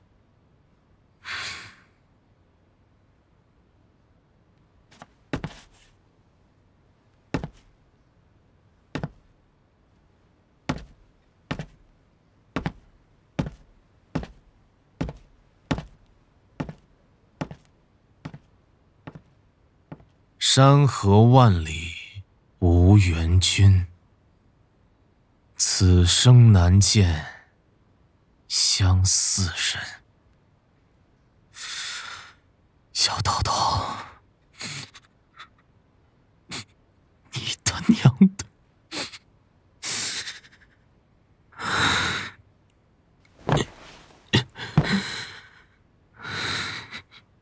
常威，常威，打酒来！老子的心痛又犯了。真好看，好看，真好看！哇！过年了，我儿怎的还不回来呀？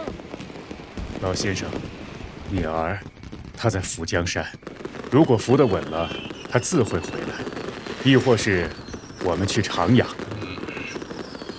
若是扶不稳呢？若扶不起，他便会回来。不管怎样，终归是要试一次。文龙先生，徐郎他……小嫂子莫慌。无论主公的未来如何，我们的庄子是他最大的倚仗。这段时间是我们发展的最好时机，我们就躲在这里，越是无人知道，我们就越能帮到主公。跟东家酿一辈子的酒啊，也不错。不过我这个人忙碌惯了，这突然一下闲下来，嘿嘿，还真不适应啊。我们主公没那么简单的，他给小婉姑娘留了兵书，他交代我，让你帮助小婉姑娘学习如何掌兵。别忘了，他可是定远侯的后人。主公说了，你带的那兵，你自己可以给他们取一营号。你想好叫什么了吗？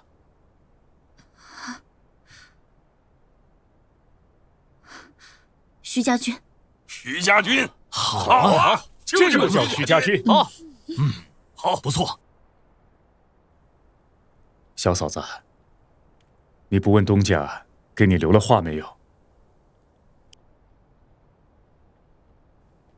东家说，他最放心不下的人就是你，但唯独你却最让人放心。我儿啊，你媳妇儿是个好婆娘啊！如果没你打理庄子，这庄子里一半人都会饿死。是啊，若是没有采薇姑娘，我们3个老酒鬼别说喝酒了，马尿都喝不上。没错，东家不在庄子，你就是我们的主心骨，大家说是不是？对。如今，庄子里的人越来越多，养活这么多人不容易。陈胜帮着我管账，周尊、周洛帮忙酿酒，吕凤、陆劳早早的就把澄城、长阳、渭城3个地方的销路跑好了。如今庄子能有现在，全靠各位的帮衬。如今，徐郎在朝堂之上，我们能做的就是把庄子管理好，等着东家回来。好了，今夜是除夕，各位应该高高兴兴的。我去给大家包饺子。好。喝酒，来，晚上，来，这里喝酒，晚上，老东西，晚上，干了。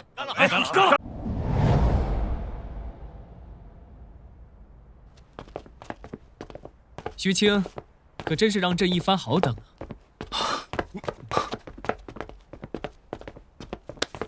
陛下，臣何德何能？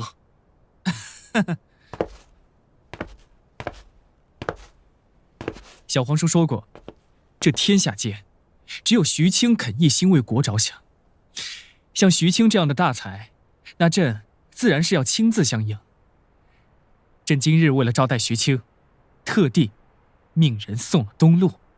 徐青，快随朕来。陛下，何必如此？臣惶恐。哎，徐青，若非是你大意，这大计的天下，说不定还是乌卓的模样。来，随朕入宴。徐青啊，朕近这2日，时常想到咱们攻入皇宫的那一刻。哎，徐青啊，朕登基可当真是离不了你啊！陛下客气了。徐青，你说你帮了朕这么大的忙，朕封你点什么好啊？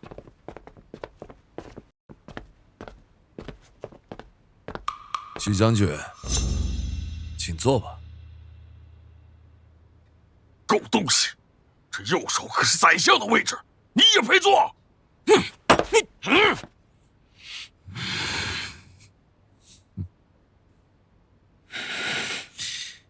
徐青，快快入座吧，你可是朕的肱骨之臣呐。徐将军，这是圣意啊。陈将军，嘿，嘿呀，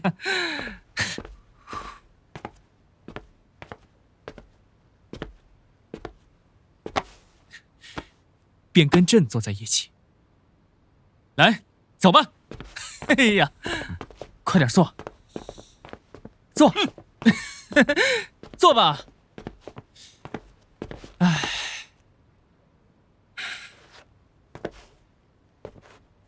五哥，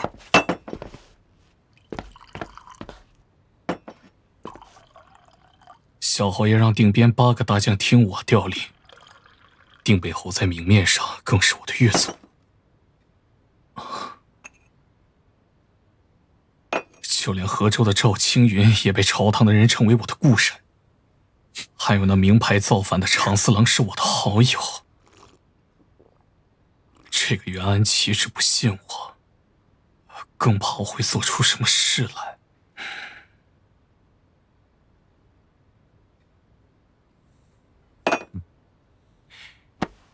徐青啊，今日是岁宴，朕孤家寡人的，你可不要笑话朕啊！陛下说笑了。来，诸位爱卿请用膳。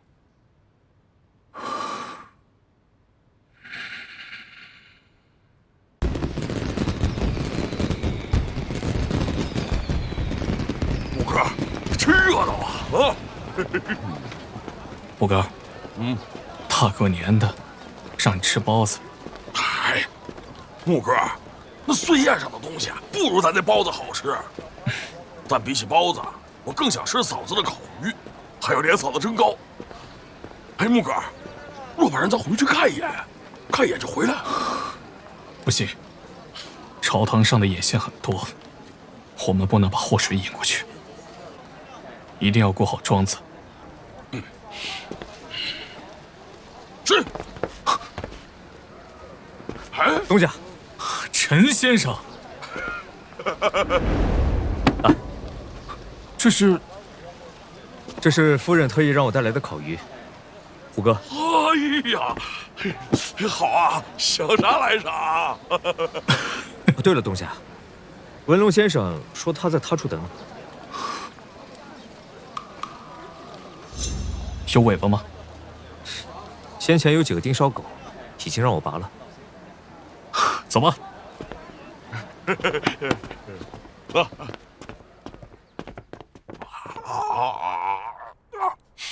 文龙先生突入长阳，实在是令人惊喜。实则是夫人担心主公，我也有些事情，便连夜赶来了。主公，手握权力的感觉如何？不太好啊，不如小东家的时候活得坦荡。现在这模样，反而感觉不适。小侯爷确实忠义无双啊！若非是他如今这天下30州，便要开始割据混战了。确实。原本的意思是让主公取了这一轮的大义，便急流勇退，奈何小侯爷托孤，只选了你。文龙先生，你是什么想法？入蜀州是主公的上策，留在长阳做辅政大臣为中策。那下策呢？下策是继续卖酒，大隐于市。主公有从龙之功，而且是大功。但这些东西同样也似火油一样易燃，一场火势便前功尽弃。文龙先生，这些我都明白。主公莫要着急，还有时间想。夫人那边已经开始酿酒了，庄子活得好好的。伙食的事情，周尊带着人偷偷去掘矿了。哦，铁老爷子让我问主公，还有没有其他炼铁石的好法子？他说，你说过先前与他商量的。自然是有法子的，稍后我写封信，劳烦先生带回去。对了，主公，有一处蜀州边境的城镇被溃军霸占，主公要是有意，到时回告一声，我替主公取来。那城镇中有多少溃军？约莫6、7千。庄子中的战力不过1000人，除非把西北的8000虎符军调过来。主公可宽心，我从来不说大话，我说能取，便一定能取得到。况且还有小婉姑娘助我，不愧是将军之后啊！这姑娘能够熟习地图与兵法，是个打仗的好苗子。不过，终归还是要等主公的决定。且等我的消息吧。庄子的事情，有我和夫人在，主公可安心。若是有不及，还请速速回庄。吾得文龙先生相助，乃当世第一大幸。主公，木哥，你吃不吃啊？忘了。木哥在皇宫吃过了，应当是不吃啊。还得辛苦我呀，只能辛苦我。怎么不吃啊？我媳妇儿给我做的。你放下，放下，放下！吾皇万岁万岁万万岁！众爱卿平身。谢陛下。你为何不跪？徐经与朕讲过，日后他可不跪，朕应允了。陈将军，此事以后就莫要再提了。朕今日登基，乃大计之荣幸，百姓之安乐。朕登基后，当行仁孝之道，以礼治国，以孝治国。盛世开基，宜年号永昌。景诏，朕欲效英武二帝，广纳贤才，设封赵武副委于文，为正3品金当尉，领4000御林军。谢陛下。虎威将军陈长庆从龙有功，封征南将军定南侯，增3000户食邑。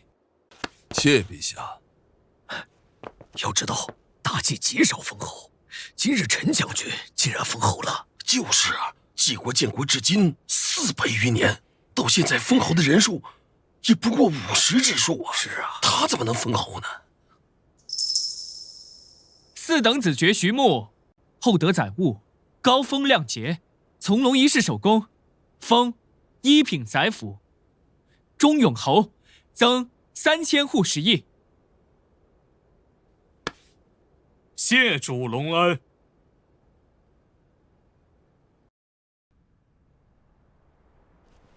徐将军该改名了，叫徐宰辅。我便说了，徐宰辅是破长阳的首功，陛下定然要厚恩的。我等以后便跟着徐宰辅，匡扶江山社稷。好说。徐宰辅，钟永侯。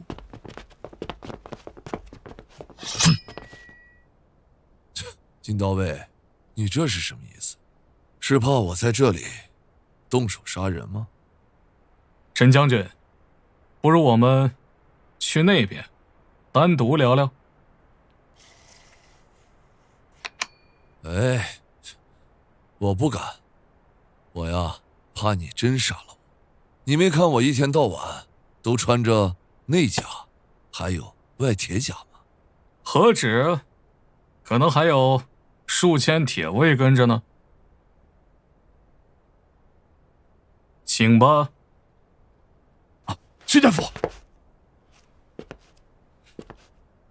无妨，请。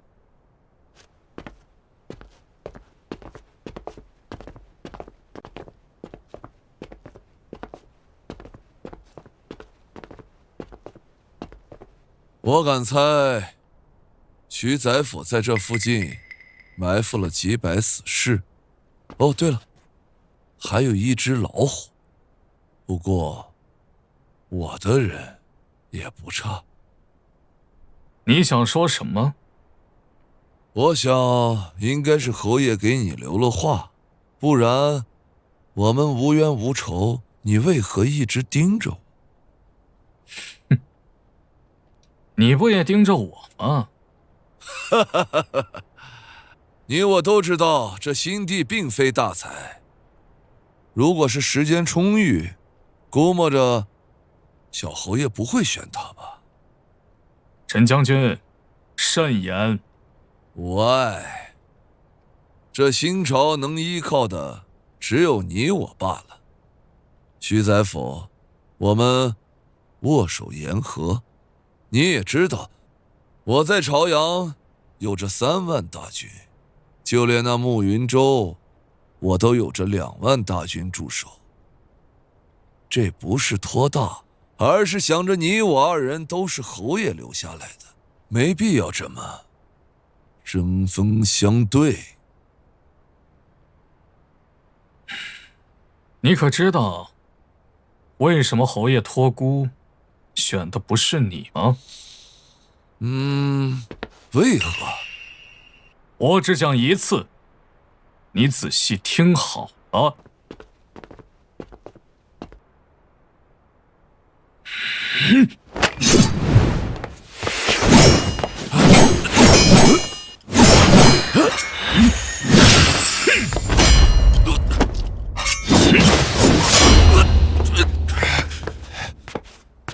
徐牧，你怎敢！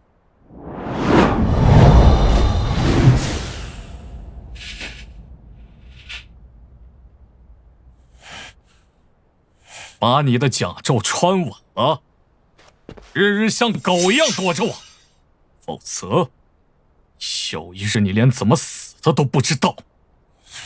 你这个疯子，到底要干什么？我只讲一次，在长阳，新帝之下，我说了算。若是再让我发现你瞒着我在武库取甲胄，私下抄家灭口，本相第一个斩了你！你在长阳城只有几千兵力，莫要忘了，我可有着3万大军。你试试。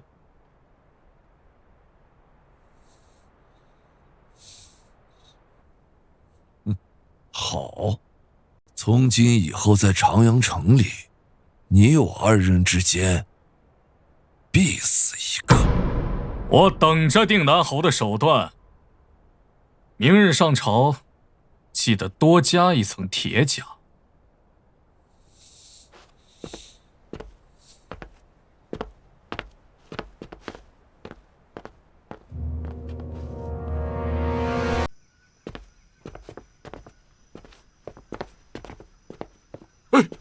木哥，刚才怎的？不是，曹洪带来几百死士埋伏在周围，就算真打起来，也不见得结果如何。四虎，告诉曹洪，盯着陈长庆，若是有机会杀他，第一时间告诉我。好的，木哥。木哥，下次莫让我再去取车了，我得跟紧你。无妨。那诸葛老头教我的30剑招，我已经练得娴熟了。除非遇到高手，普通人不是我的对手。哎呀，木哥，要开春了。是啊，这北狄极有可能趁着大计内乱，再度兵犯河州啊！不是有那个卖米的在吗？确实，常四郎的脾气，就算死，也不放北狄踏过老关一步。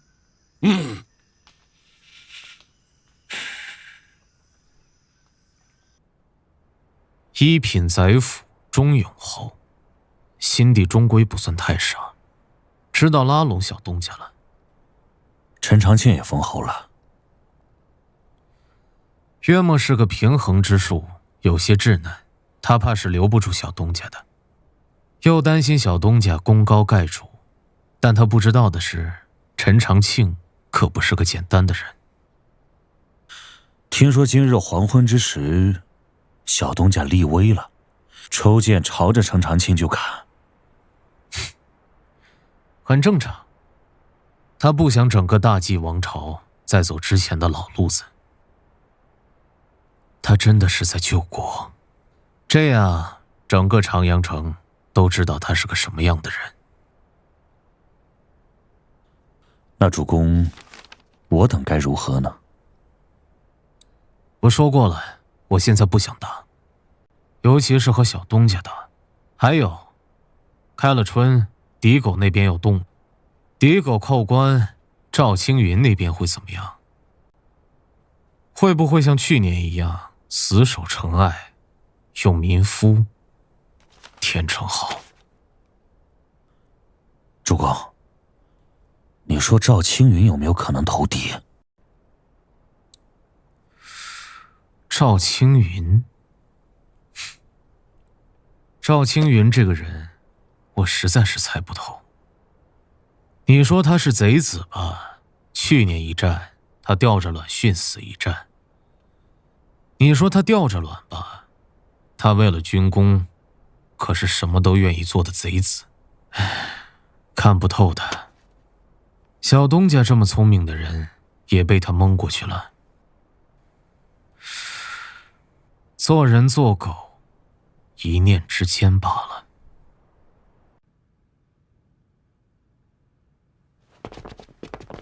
吾皇万岁万岁万万岁！众爱卿，快快平身。谢陛下。有本奏来，无本退朝。陛下，内城之外，溃军占据郡县，万千百姓流离失所，流入城内。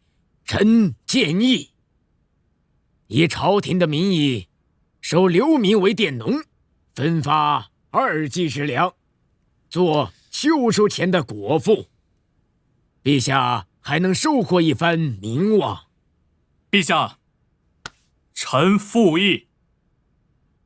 万千百姓，这可有着10几万的百姓啊！如若每户都分发2季之粮，朝廷也担不起。这粮食都给了百姓，那军队吃什么？再者说了，陛下正准备厉兵秣马，粮食嘛，就留着招募士卒为先。不若让流民充军，一举两得。本侯打了10几年的仗，从未听说过流民有习武的本事。想想那些溃军就知道，一群乌合之众，压根儿就不经打。徐青，此事你觉得呢？陛下，臣认为，杨御史所言大善，大计内忧外患，正需收拢人心。虽然北敌蠢蠢欲动，但是让外先安内，再御敌。在意吧。定南侯并无说错，眼下我大计确实需要征募兵丁，加紧备战。退朝吧。恭送陛下。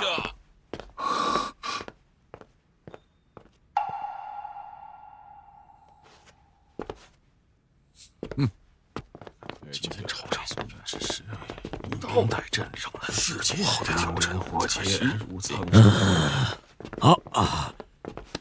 徐相，徐相是不知道啊。我先前特地去视察过灾情，那些流民每日便要饿死上百人呐！明明是开春了，望着满眼的土地，却无法耕种。徐相，我大计不缺粮食，缺的是一个敢管天下粮仓的人呐！唉，我等该怎么办？我大计莫非真是救无可救了？杨御史，唉，此话莫与旁人说。唉，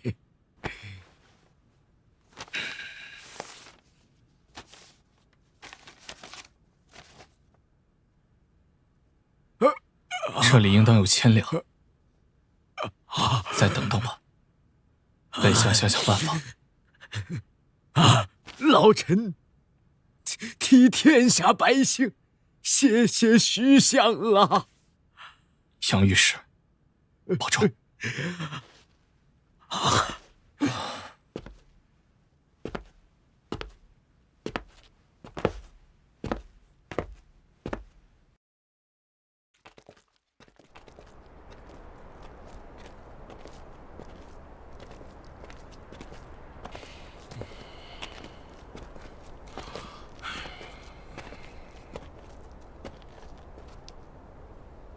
这天明明是好的。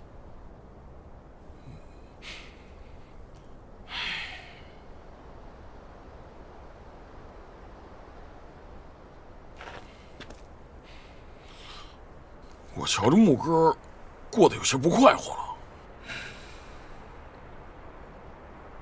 怎么说？以前的木哥会带着我们弄酒打架，4个侠儿，看不惯狗官和吃人的大户，谁不给我等活路，我等便动刀杀出来。木哥，这条路刚刚做完丧事，死气沉沉的，要不换条路走吧？子虎，你帮我选一条吧。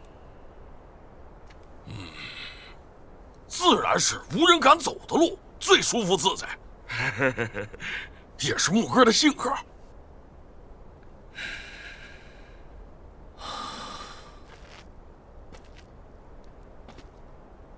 嘿，不是换条路走吗？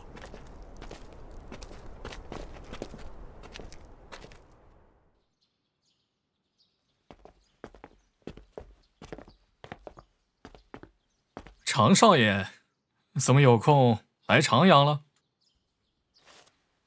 有大事，敌国派了使臣，河州的赵青云让了路，眼下到了老关。敌人派了使臣，估摸着是想进内城耀武扬威一番，然后多讨些碎币。莫不是被你杀了？300人，只剩15个。你怎么不干脆都杀了？有一个人喊了几声腾格里，然后对我说：“征北将军李破山在他们手里。”应当是诓你的吧？雍城一战，当是凶多吉少了。我宁可少杀几个敌狗，也要抱着一丝希望。回头发现是假的，大不了再活剐了便是。常少爷，此次入长阳可是为了入宫？我想问问龙椅上的那位，问清楚了，心里有个底儿。问什么？打不打地沟？再上岁贡，老子就不干了。还有李将军的事，我需要去兵部调阅一些卷宗，查看一番。我陪你一起去。难得徐宰辅作陪，等你去了渝州，我请你喝花酒。陈长庆如何？老样子，正跟我较劲呢。手握重兵，他倒是以为自己有了一些底气。你这个步步为营的性子，能不能改一改？不能改，这是保命的法子。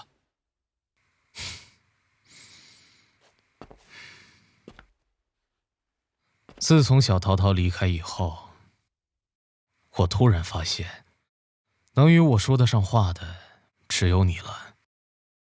等一下离开皇宫后，陪我去坟山看看。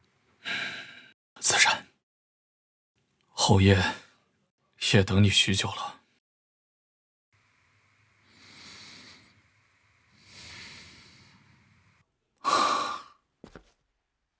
入了宫，见到陛下，还请常少爷暂且收敛一些。好歹是小陶陶扶起来的人，他莫要惹我生气。我与你说过，我不在乎什么王朝，什么皇位。说句难听的，小东家，尽早离开城内，这里不适合你。小东家，你还有更好的路。多谢常少爷良言。我很好奇，如果侯爷选择托孤的是你，你当如何？当如何？他才不会托孤给我呢。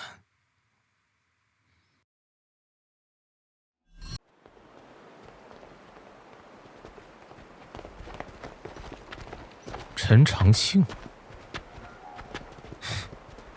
每次出门带这么多人，怪不得你杀不了他。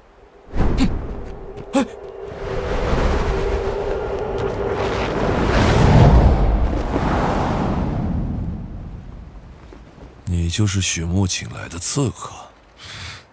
请你奶奶个腿儿！哼，这是哪儿来的毛贼？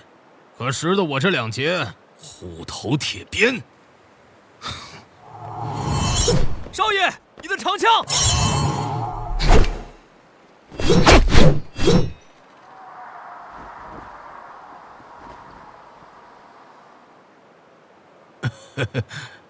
原来是长枪啊！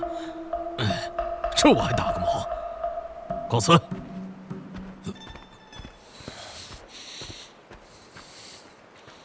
余主王，你这是要做什么？看你不爽，想打一顿，砍枪！快去练身练身！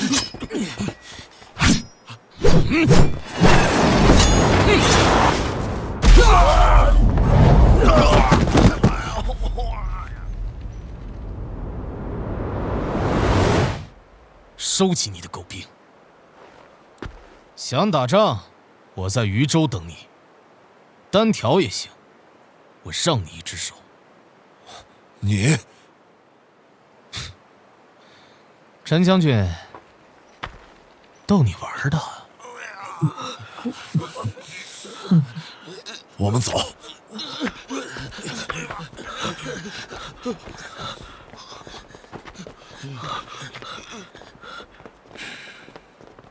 大计为二的两个狗夫，就属你跟赵青云了。狗爹娘养的狗犊子！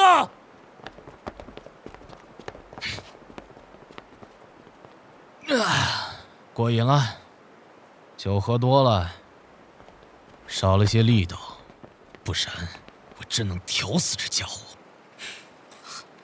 他里边还穿了3层铁甲呢。还真是怕死的狗如此。常少爷，请吧，该准备入殿了。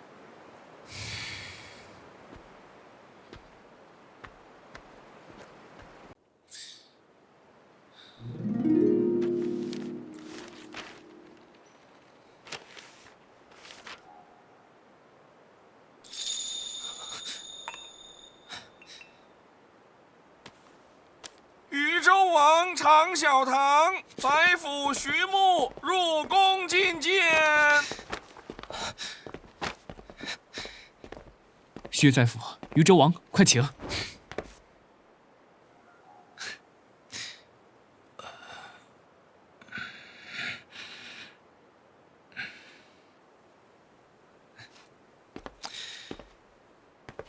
朕一早就听说，禹州王与朕的皇叔关系向来不错。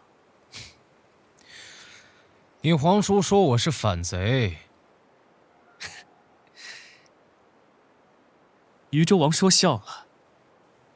这次入长阳城，给陛下带来一则消息。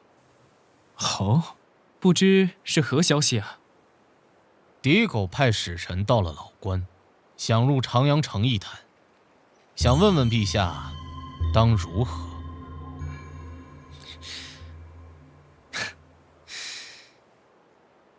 那自然是要拒之关外了。不过，此事具体要怎么做，那还需要与诸位大臣相商。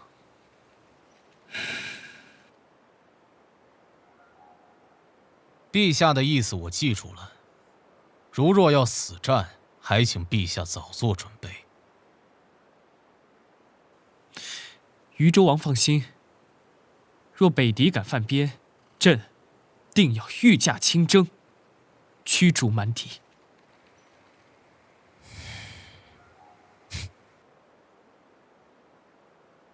说得真好，告辞。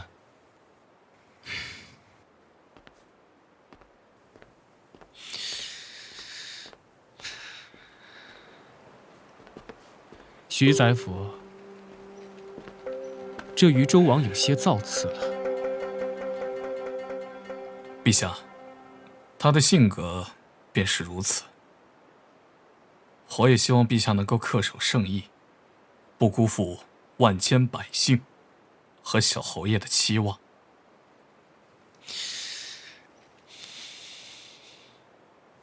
自然，朕定国号为永昌，那便是永世昌盛之意。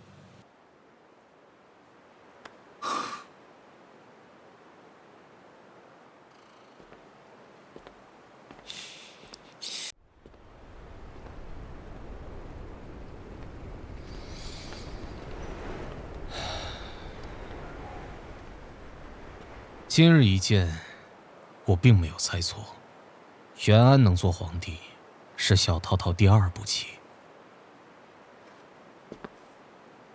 常少爷忘了刚才是怎么答应我的了吗？小东家，你瞧着那些新铺设的御道，还有新添的琉璃瓦，还有那些新换的宫娥，还颇有几分姿色。内忧外患，百废待兴，银子就该用在刀刃上，请你好好的思量一番，这是一个明君该有的样子吗？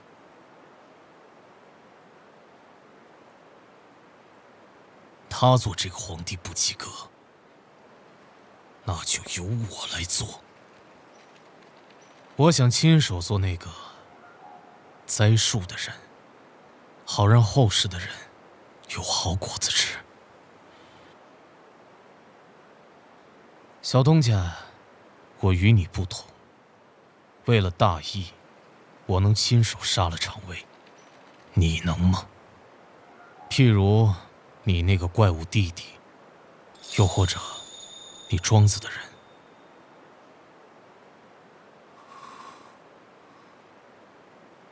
我不能。依着你的性子，你肯定会去找一个两全其美的法子。这就是你与我之间最大的不同了。我和常少爷之间的不同还有很多。这话从你口里讲了出来，似乎与你有了一种陌生感。罢了，小东家，我还是那句话，内城不适合你，劝你早些离开。这个新地如果是个明君，我便老老实实待在渝州了，便不会来一趟长阳。小东家，我知你一路不易，从一个棍夫杀到大计一品宰辅，但是天下的事，并非像你想的这般简单。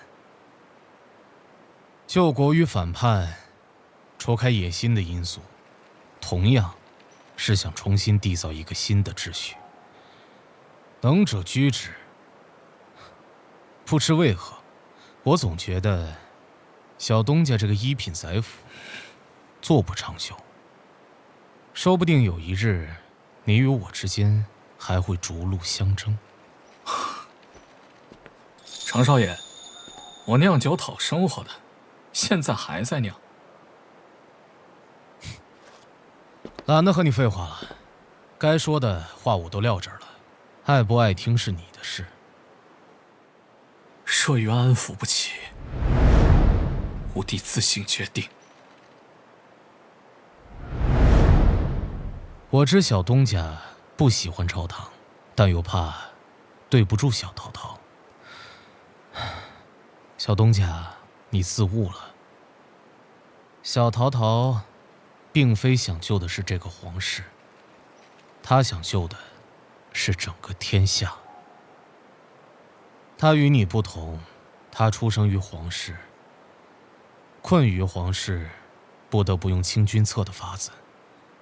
但你不同，你出生于微末，所以这个宰辅你并不适合。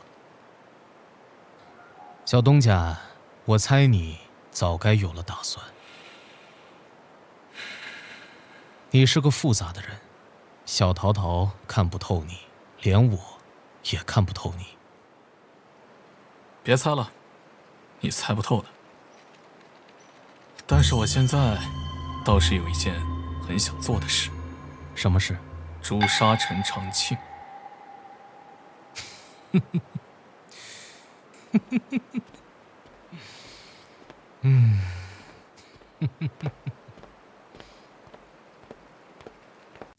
他做这个皇帝不及格，那就由我来做。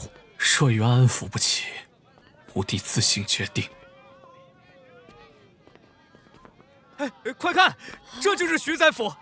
徐宰辅好，徐宰辅，徐宰辅当街便一刀一刀砍了那奸相啊！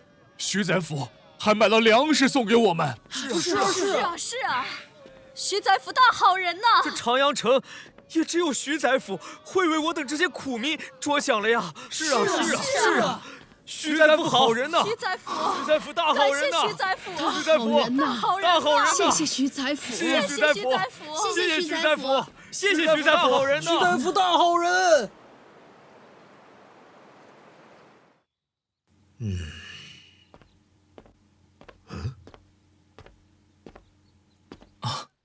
岳祖，徐宰辅来了。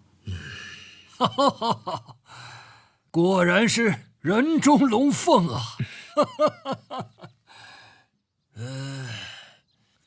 啊！我跟徐宰辅有话要说，你且回避一下啊。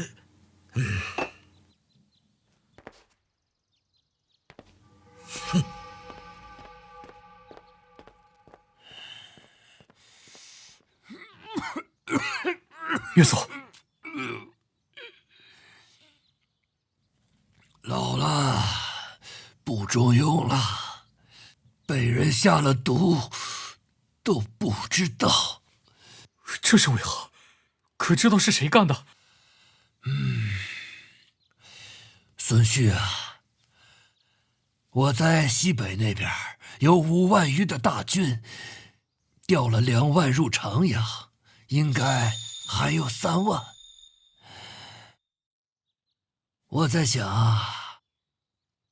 为何不能都给你呀？当初只送了8000人的虎符，呵呵，着实太小气了。岳祖说过，这些兵不能动，他们要镇守西北，防止马匪入关。防马匪只是个说辞，实则是防外族人入关。他们若是入关，便会生下大祸的。无论是造反，还是清君侧，新帝还是新朝，如何厮杀，这都是中原的事情。但外匪入关，那就大不相同了。有人要动我的定北营，调入长阳。我死之后，这些兵就都是别人的了。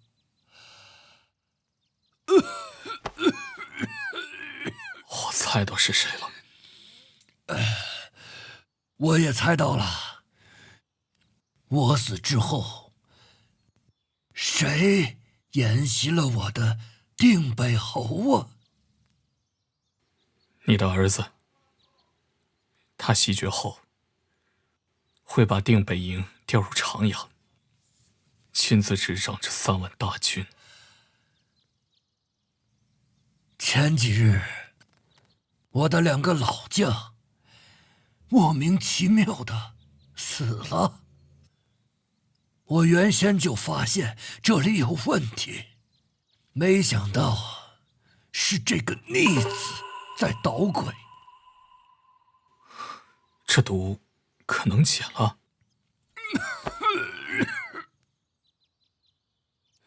不是大毒，但我的身体受不住了。并非我不想告诉你，派出去的人半路就被劫了。你此时才来，应该是中了他们的计，入了他们布置的圈套。入了他们布置的圈套。我沙场厮杀30多年，早就知晓这一生不会寿终正寝的。我时常以为自己会马革裹尸，化作一翁骨灰，被同僚带入内城，但是都没有。我如何也想不到会栽在这个逆子的手中。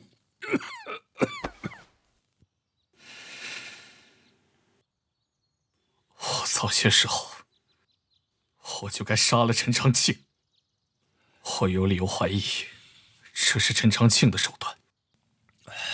不是你的错，除非你在金銮殿上杀人，不然他一直缩在王八壳里，你根本没机会。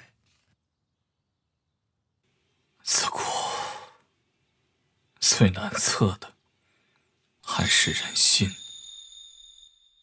并非所有人都像你，做了宰辅之后还愿意去吃那3个铜板的枣食。郭姓侯的意思你明白了吗？我现在明白了。他把你推在了世人面前，是从心底里相信你是个干净的人，会听他的遗命，成为恪尽职守的托孤大臣。但我猜得出，他必然也算到了这一天啊。应该留下其他的话吧。若云安不可服，由我自行决断。我有你这么一个孙婿，足以自傲。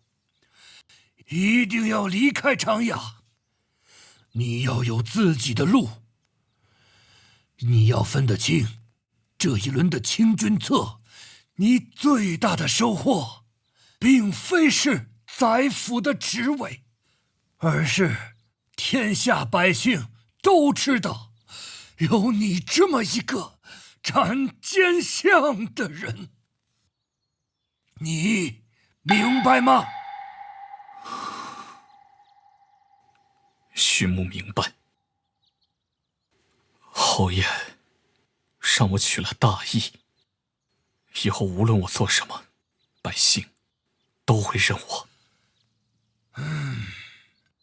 我说过，你徐牧不是寄人篱下的狗，哪怕是一人之下，万人之上，都不能做狗。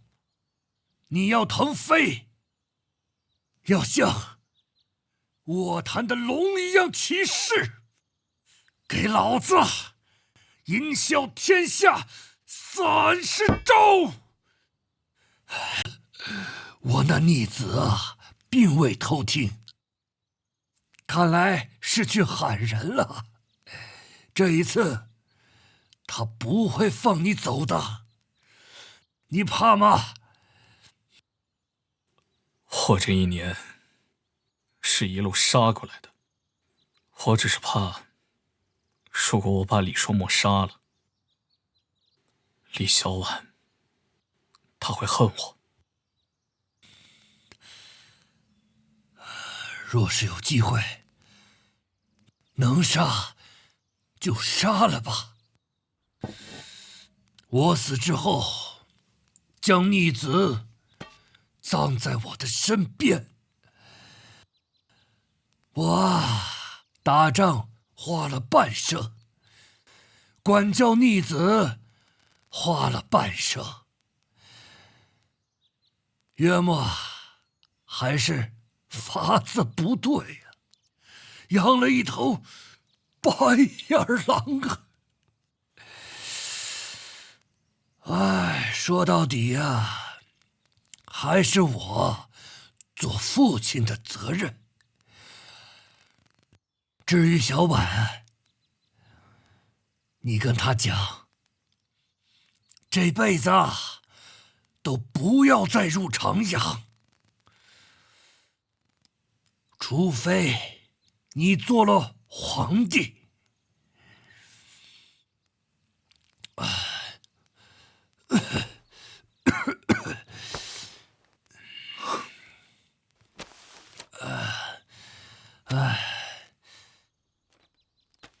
这封信啊，你交给婉婉，他看了自会明白。虽然婉婉脾气有些刁蛮，但骨子里终究是个深明大义的姑娘。她终究是我李如成带出来的孙女儿。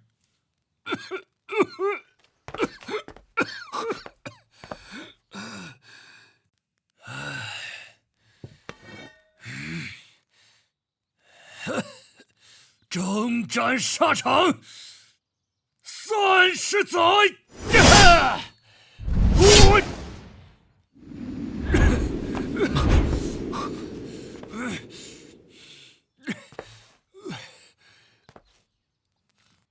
我不动了，孙婿，你走吧。我那些个老友同僚在喊我了。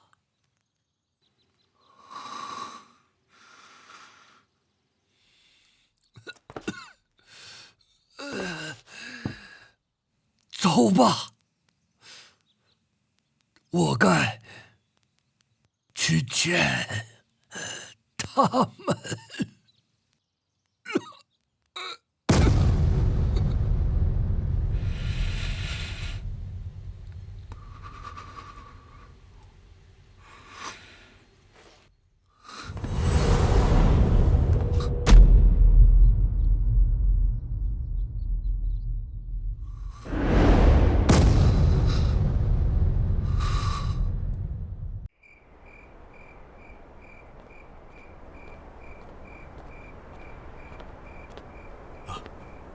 主子，咱们好像中计了。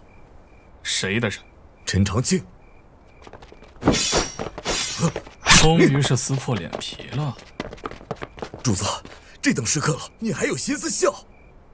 今日若是不死，他日我在金銮殿上必杀陈长庆！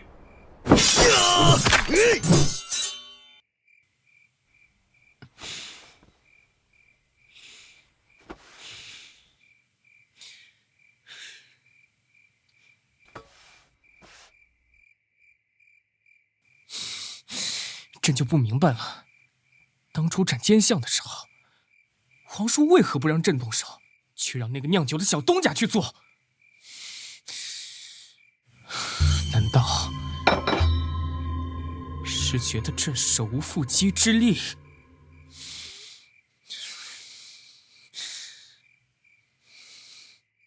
这等笼络民心的机会，理应是朕这个新帝的事情。回禀陛下，或是这样，徐将军是托孤大臣，又是破城首功，该积攒名望，便于以后行事。托孤大臣？什么托孤大臣？朕今年20有3，还算是幼帝吗？还有，他要行事，行的什么事啊？啊？皇叔选了这么个人，权势滔天不说，还有百姓名望。照这么下去，他比第二个萧远路还要让人忌惮。他要是造反怎么办？你回答我。故去的国姓侯或有打算，徐将军亦是人品端正。人品端正？皇叔他便是不相信我，他是快死了才想起有我这么个人。让他们去杀吧，都不是什么好东西。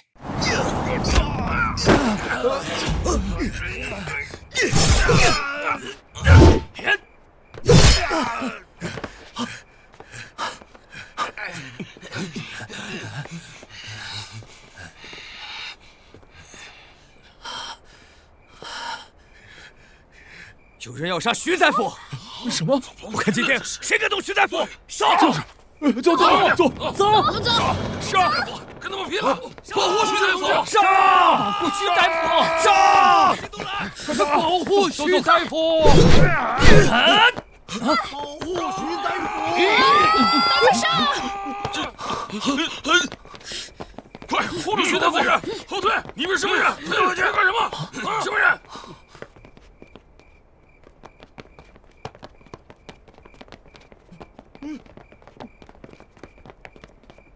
徐大夫遇险了，那边走！呀！徐大夫啊！还讲不讲道理？我便问你还讲不讲道理？我只派了100来人，他怎么会有这么多百姓跑过来？这到底怎么回事？啊？那小东家不是简单的人，我建议后夜退兵。他要杀我，我要杀他，这是再正常不过的事儿了。这么多百姓，我们动不得。撤吧。李双墨怎么办？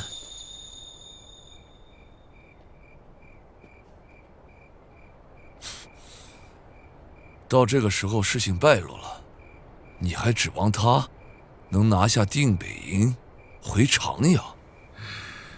小东家不死，他有个卵的机会。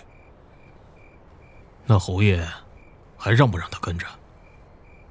妈的，就当养了条狗。去！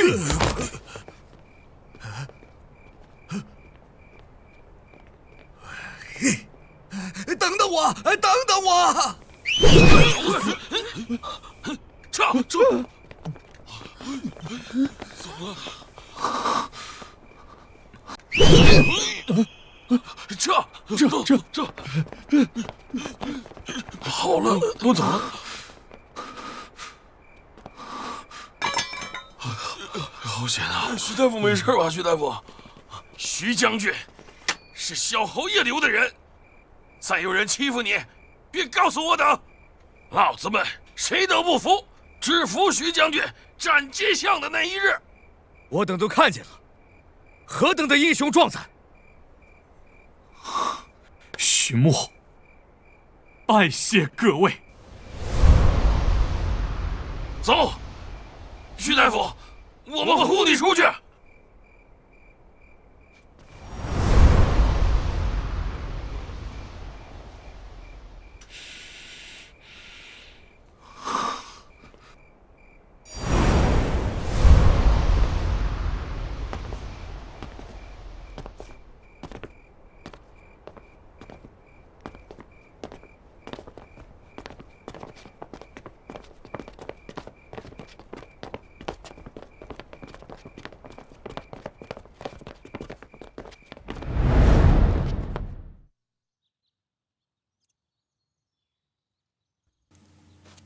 主子，皇上又派人问了，问你何时上朝。陈长庆怎么样了？陈长庆躲在皇宫里。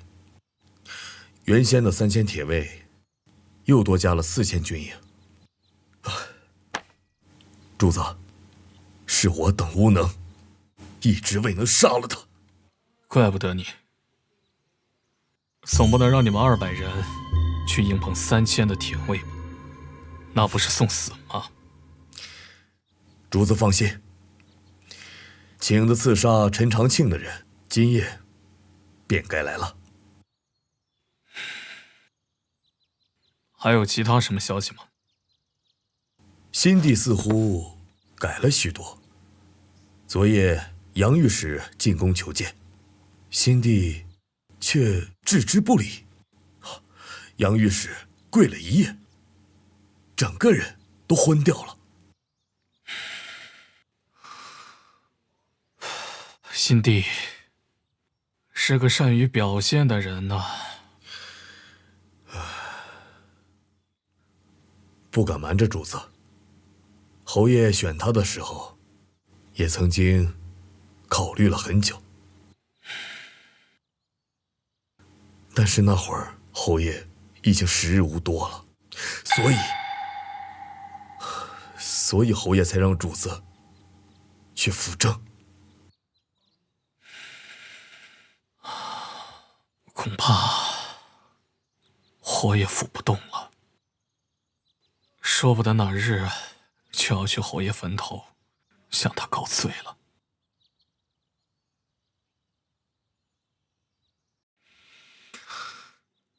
该传在即了，等敌人扣关，这内城一带会更加的混乱。曹洪，如果我离开了，你和长阳虎堂会跟着我吗？既然认了主子，便会生死愿随好。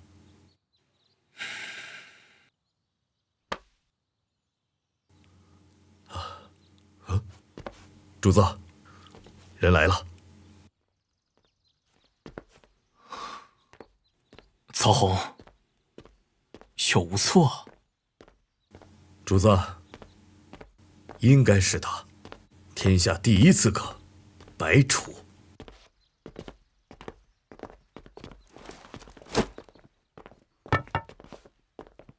今日入城，便打听了一番，你便是徐宰府斩了奸相的人。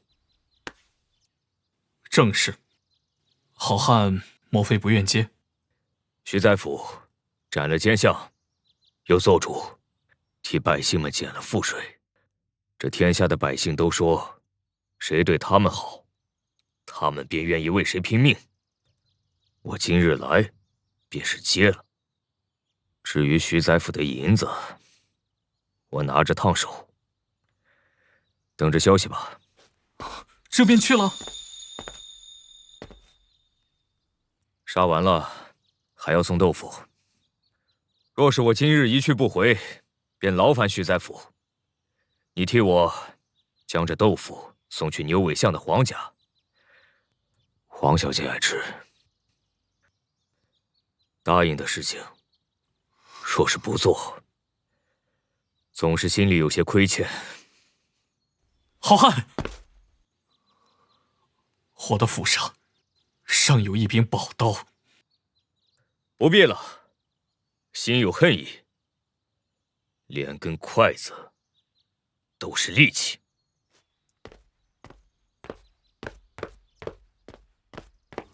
主子，这事儿能成吗？我也不知道。曹洪，你过去把虎堂和断头军的兄弟们集合起来。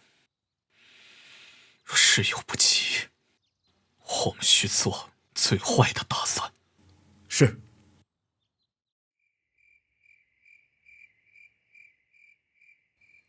长阳城的百姓眼里只有徐宰府，并无陛下。再者，望州外的敌人将来势汹汹。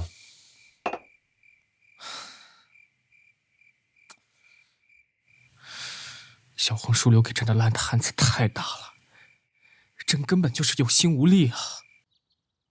主子，关外的暗哨来了，飞书北敌人集结10万大军，即日便兵发望州。老将连勇2000里告急。赵青云呢？按兵不动。狗东西！皇宫那边如何？查到了，派了一个监吏假扮梁官，带了200人去了河州，准备要议和。袁安他敢议和？主子，该来的都来了，新帝扶不起来了。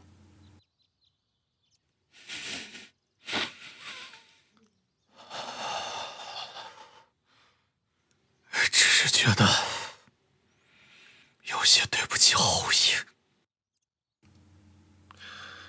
看来我徐牧只能走第2条路了。天下可救，大计不可救，袁安不可救。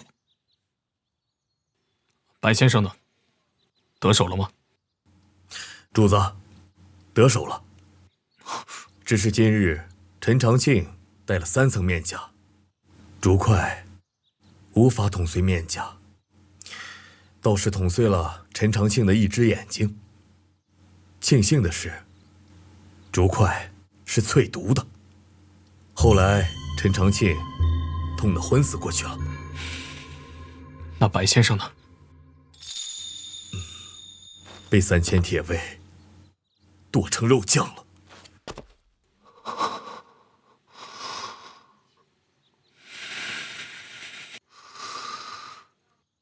曹洪，派人去买2担新鲜的豆腐，送到牛尾巷。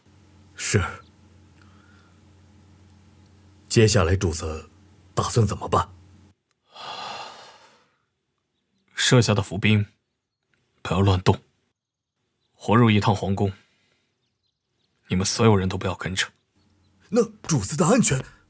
宫里有余文在，无事的。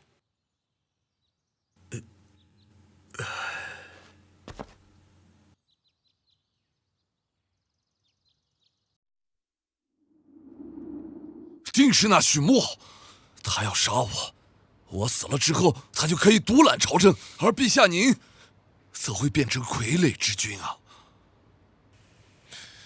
陈兴，你身上还有剑伤，先好生休息。陛下，徐牧敢对我出手，就敢对陛下出手啊！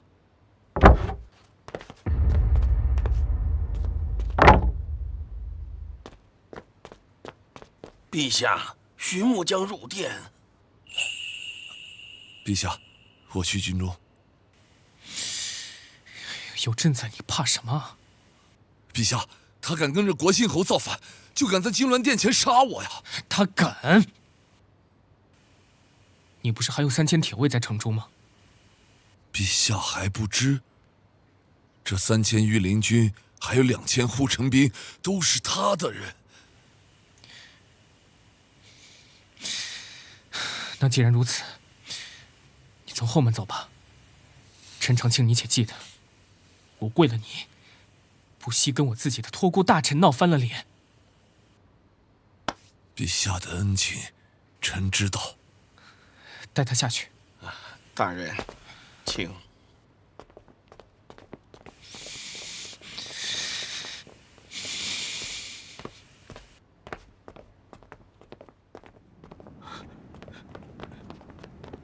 徐牧，这是陛下的御书房，你怎敢擅闯？滚！徐相，陛下已经睡了，你敢？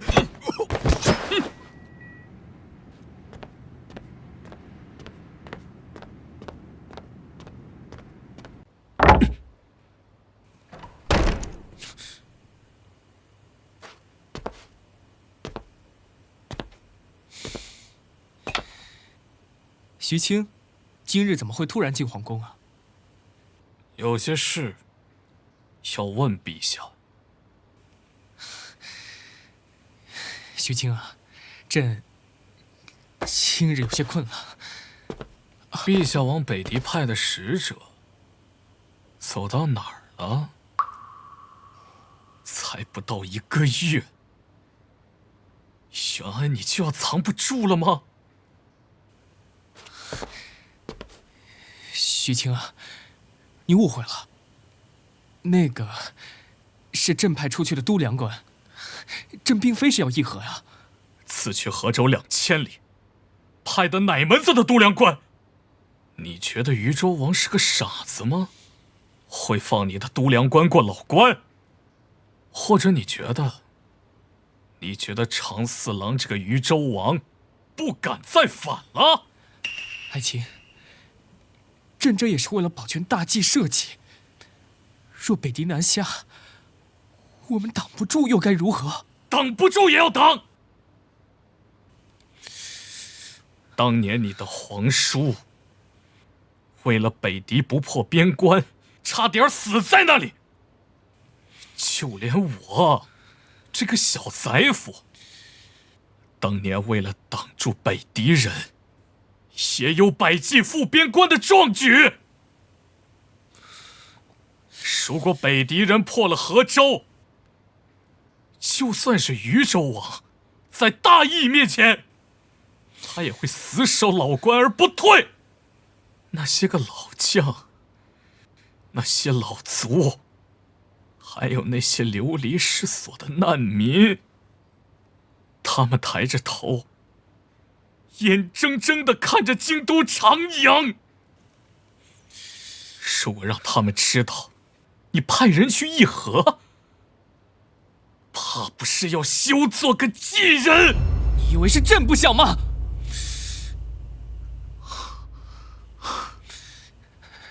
朕的兵力要用来镇压叛军，爱卿，否则这大计可就亡了。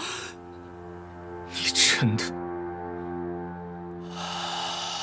什么都不懂。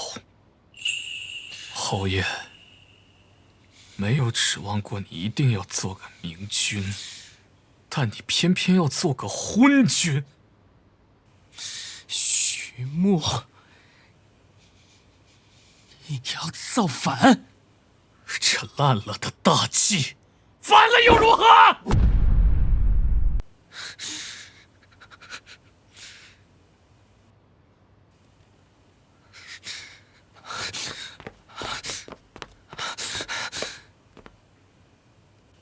徐晴，你是朕的托孤大臣，你可是答应过小皇叔的。你还知道我是托孤大臣？你的小皇叔给我留了句话，说袁安如果扶不动、扶不起，我徐穆自可选择。说句实在话，若不是侯爷时日无多，这个位子轮得到你？哼！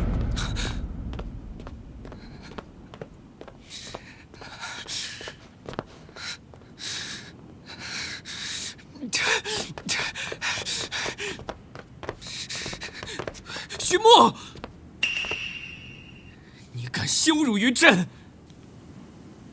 朕要革除你的宰辅职位，还有侯爵和府邸也一并收回。你不过是一介布衣，不对，你便是个破落户，是个酿酒徒。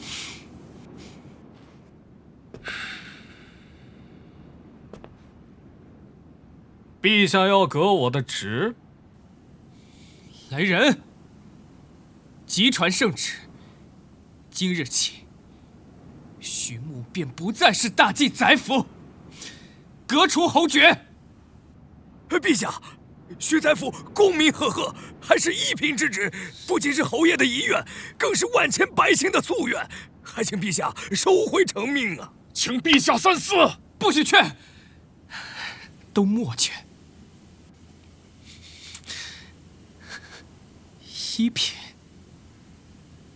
好，你徐穆了不起，你不是要一品吗？那朕便封你为一品布衣，便封你为一品布衣。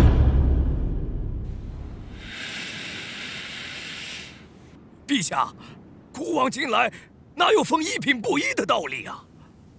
他徐穆不是立了大功吗？那这个一品布衣，便算是应了你的大功。谢陛下隆恩。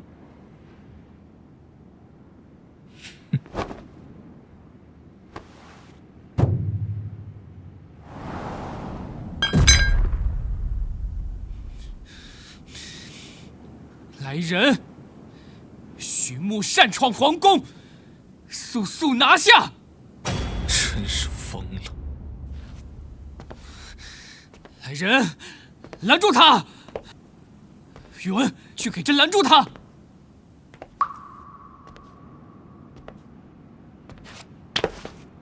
臣无能，臣宇文，正三品尽到位，告老还乡。你，正五品营卫刘青山，告老还乡。你，正五品数位高成，告老还乡。你们，正六品城门护卫刘芳，告老还乡。正六品城门护卫孔维，告老还乡。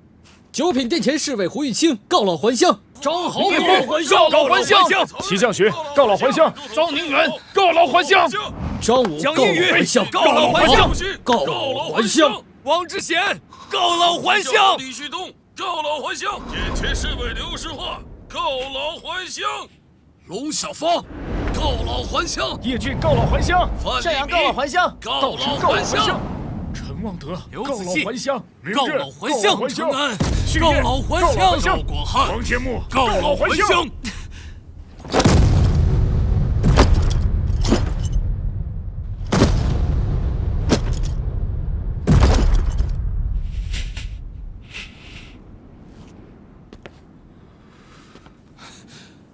陛下，这便是你想要的吗？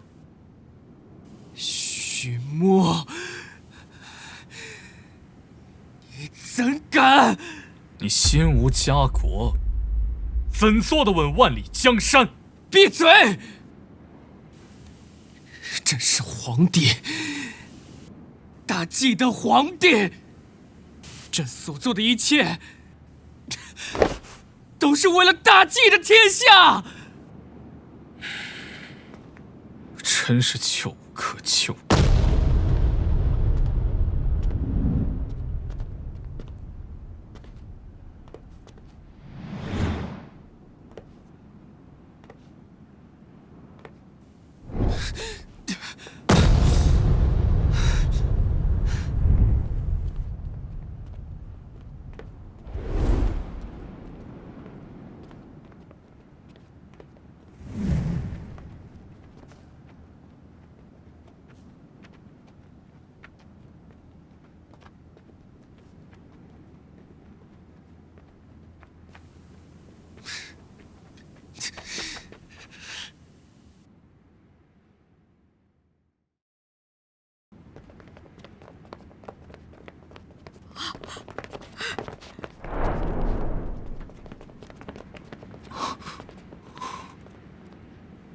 说徐相要走，我等痛不欲生啊！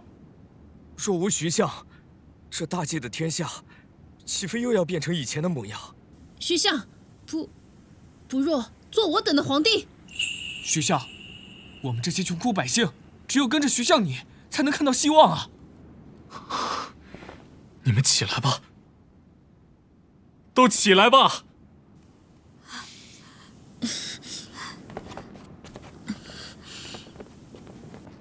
列位，在长阳城等着我。终有一日，我徐穆会带着天兵天将重新杀回长阳。到时候，你们都会有饭吃，有衣穿，除了自己的父母恩师，不用再向任何人下跪。徐相要去哪儿啊？杀奸人，捉北狄。我等愿随。老子就是个打铁汉，有的是力气。我跟徐相走。胭脂不卖也罢，徐相不嫌弃，便算我一个。魏小武是个棍夫，但也愿意徐随相去沙场。我等愿随，我等愿随，我等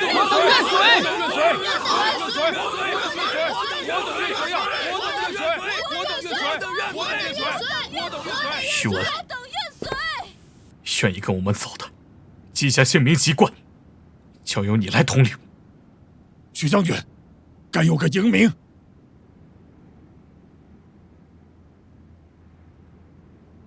便叫青天营。日后跟着我徐穆南征北战，定会给这天下30州一个朗朗青天。好，太好了！好啊！好，真是好啊！好，太好了！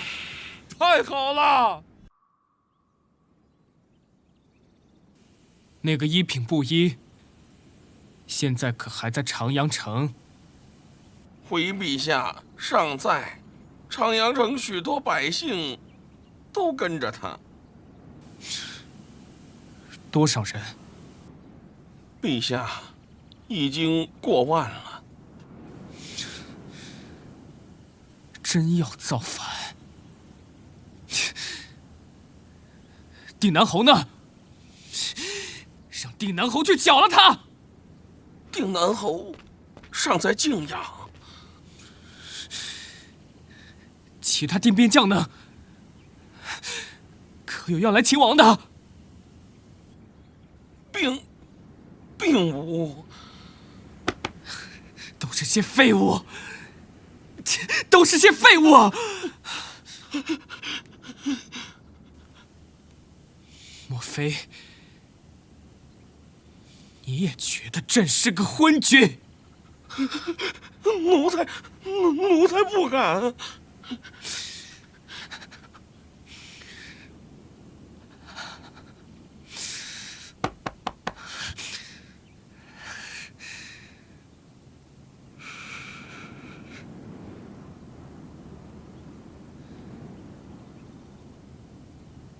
朕怎会不知不能议和的道理？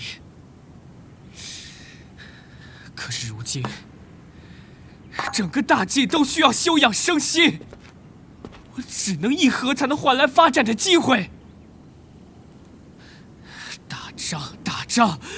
打仗有什么好的？劳民伤财。我看这个徐牧，他就是想要功高盖主，他就是想要拥兵自重。他日后若是变成第二个萧远路，朕该怎么办？朕说的可有错？朕做的可有错？陛下，人心隔肚皮，他终究不是袁家人，谁知道他心里是否有异心？陛下防着他，并非有错，只是……这是什么？朕就是要让他做一品布衣。是陛下。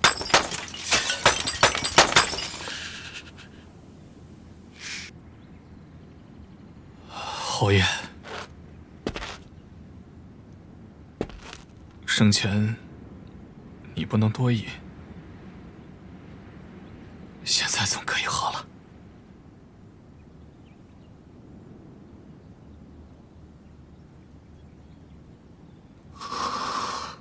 侯爷，我徐牧终归还是选了第二条路。说是黄泉路上相遇，徐牧向您请罪。不出侯爷所料，敌人果然要趁我大计内乱，扣我边关。至此危难之际，他袁安不救，朝堂不救，我徐牧来救。你便在天上看着吧，就算是再来3个什么陆厉王，老子一样给他斩了！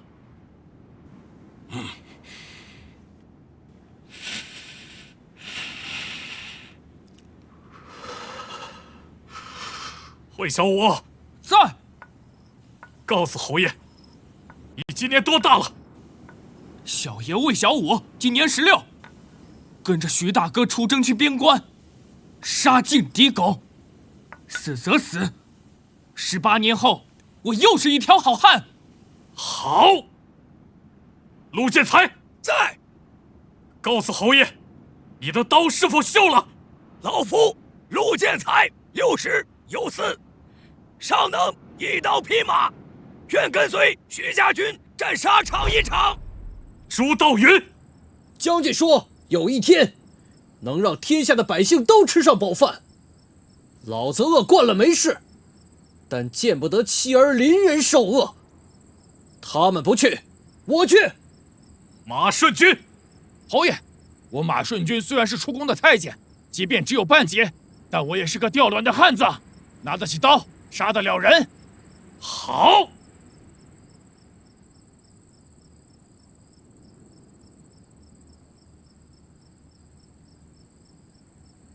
若是这天下污浊不堪，我们便自己去争。说天公不怜，朝堂不争，老子们便自己去抢。喝了这碗酒，我等便自成一军，除奸破敌。他日还乡，还30州，一个天下太平，朗朗乾坤。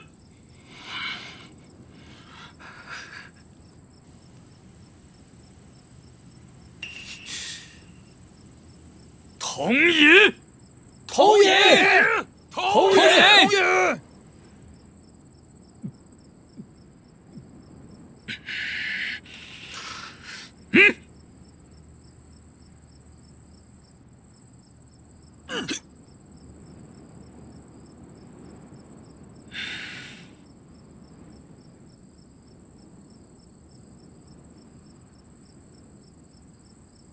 侯爷，这就是你留下的火种。只可惜未能杀死陈长庆，在当时，我直接派4000御林军冲杀，或有可能成功。可惜了，刺客白楚获去性命，也只刺瞎了他一只眼。还有一事，李叔谋被人杀死了，尸体抛在李府门前泄怒。老侯爷若是泉下有知，也该瞑目了。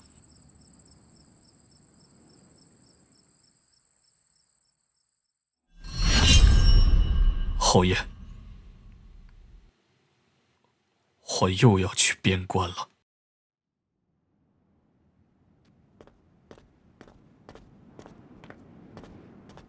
少爷，小东家来了，还带了不少人。我知道，那虎堂4000死士，还有3000御林军。我就说这小东家是个妙人，临走前还能带走7000人。少爷，可不止7000人。小东家出城时，还尚有5、6千的百姓和武官愿意跟着他走。司事总司房那边，还送了1万副铠甲。我是真没想到，我大半个月筹募了3000人，他这一走，竟然有1万的人跟着他走了。那少爷，给不给这些人入城？我才不给！哎呀，算了算了，先让他去清泉镇驻军吧。清泉镇？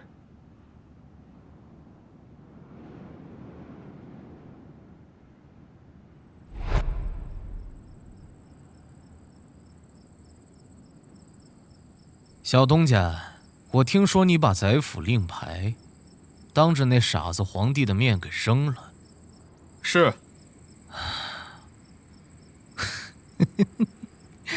真他娘的过瘾！还好你离开了。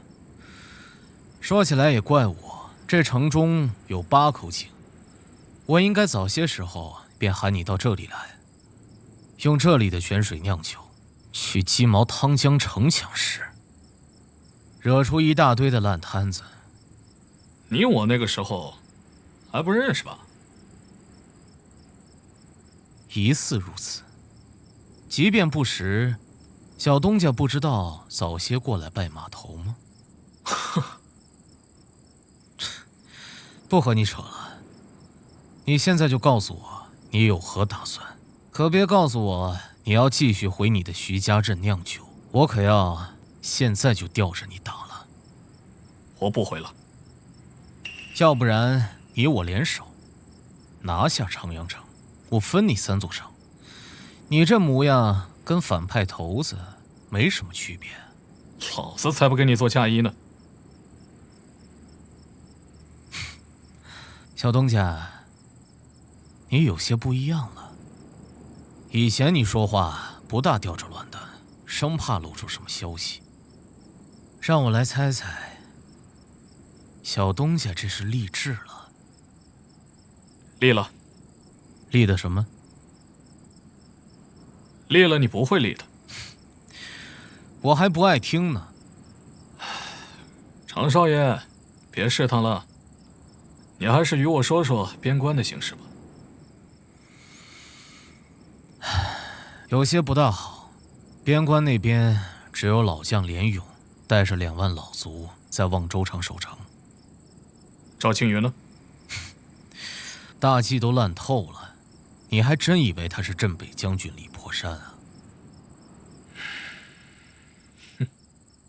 我估摸着，他心里有其他想法，他也想造反。不仅是他，皇室的其他定边将皆是如此。小陶陶这一次赌输了，袁安这个废物皇帝压不住江山。话说，你离开了长阳城，也不愿意待在内城，来找我做甚？你可别说过来是抢地盘的，老子这就回去背长枪。你那头傻虎呢？够胆出来和我比，我迎风尿3丈。我要去边关了。决定了？确定了。为了什么？为了让更多人能活下去。想去那便去吧，1万人马太少了。我让常威带了2万人，跟你去一趟。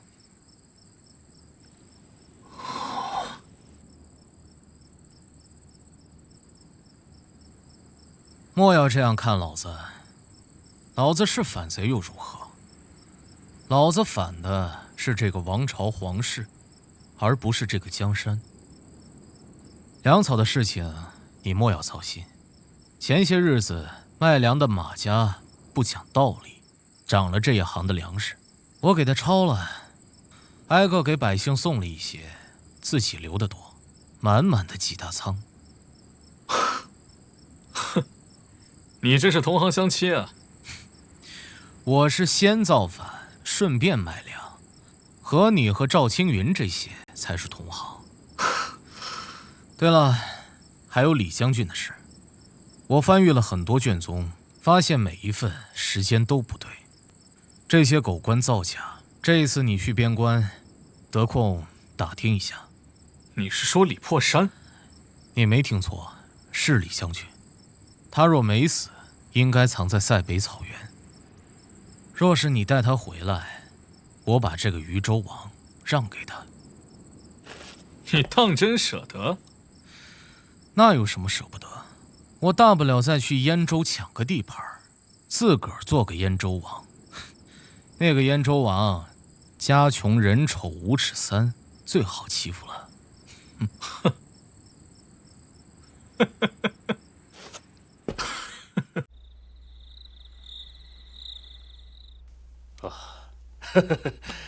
魏头领，明日一早带些人跟我入扶风城。去哪做事？一碗茶都要8个铜板。哎，莫胡说，这扶风城以后可是我等的家园了。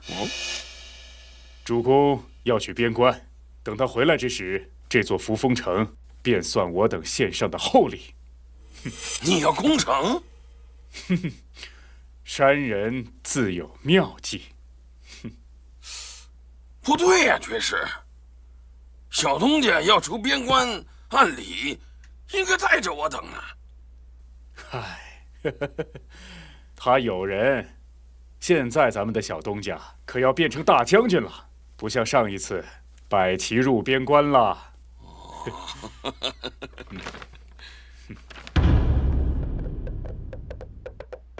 王仇，老祖应陈大儿，求援内城。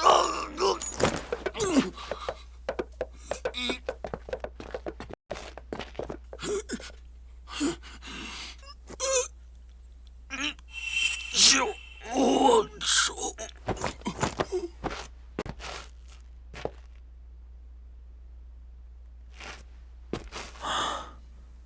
死了。他是怎么过的河州？当初小东家翻了驼头山，这事情老将连勇也是知晓的。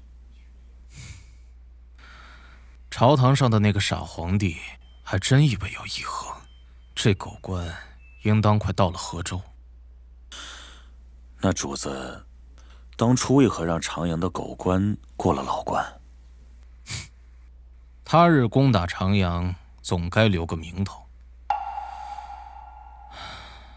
边关老卒垂泪行，刀弓仗马天无情。8日飞奔2000里，笑看满朝硕树英。他是个英雄，确是个英雄。小东家应该知晓了，朝堂上的那个狗皇帝，应当不会救边关了。但有些事总得有人去做。这一轮，轮到我和小东家了。这一轮，轮到我和小东家了。皇帝要真议和了，北狄打过来，割几块地，晚个1年，1年过后再割几块地。他是想用割肉的方式，带着他的小朝廷苟活下去。他是活不下去的。他若敢真议和，他的龙椅是坐不稳的。那小东家要去退北狄，我会给他3万营兵。主公不怕他日后反过来对付你？不怕，边关不乱，我才能安安稳稳的造反。主公确信小东家会赢？他会有办法的，你别忘了，那日他是如何用3000老卒，逼得北敌10万大军进退两难的。告诉常威，粮草好了，便给小东家送过去。你对小东家可真好。你不懂的，自小陶陶走后，这天下能与我说得上话的，也就只有他了。那日他对我讲，让百姓自己当家做主。我日夜所想，就是想不明白。日后我再想想，他无非就是想让天下的百姓吃饱饭。我做皇帝，也想让天下的百姓吃饱饭。怎么，我的路子就与他不同了呢？小东家似是有些异想天开了。但我真想看看，小东家与我到底哪里不同。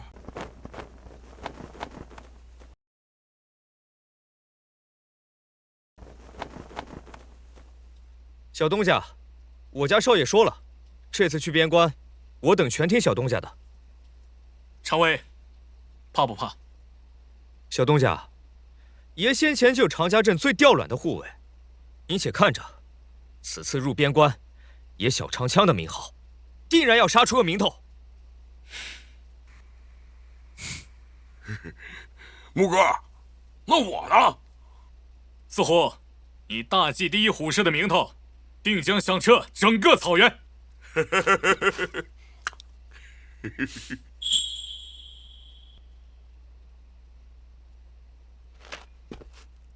诸位，我徐穆拜领北伐军主将，实在是愧不敢当。穆自幼便在望州长大，见过敌人破城的惨状。现在到了望州，沿着城墙走一走，踏不了几步，便能踩到人骨。此去拒敌，会有人说我们是天字1号的傻子，说朝堂都不管的事儿，我们却抢着去做。但我说，傻子就傻子吧，我们爱的是江山，保的是家园。手里有刀，心头有血，不妨做一轮英雄。听本将号令，挥师北进，800里赴边关。杀！杀！杀！杀！杀！上我等统川草原的王庭，乱大的，给我把草原滋满了。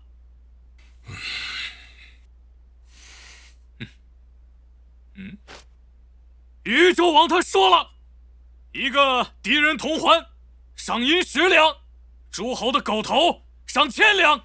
若是谁能斩了北敌的陆力王，便拜他做一营的主将。将军为我！将军为我！将军为我！将军为我！将军为我！将军为我！将军为我！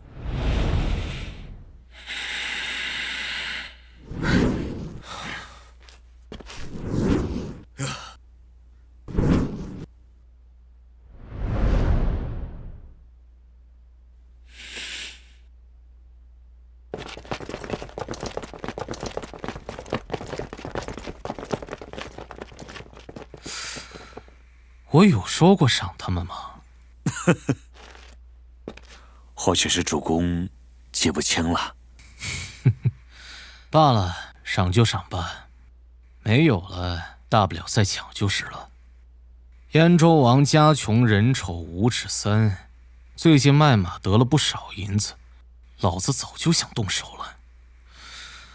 小东家这一走，怕又是一路坎坷。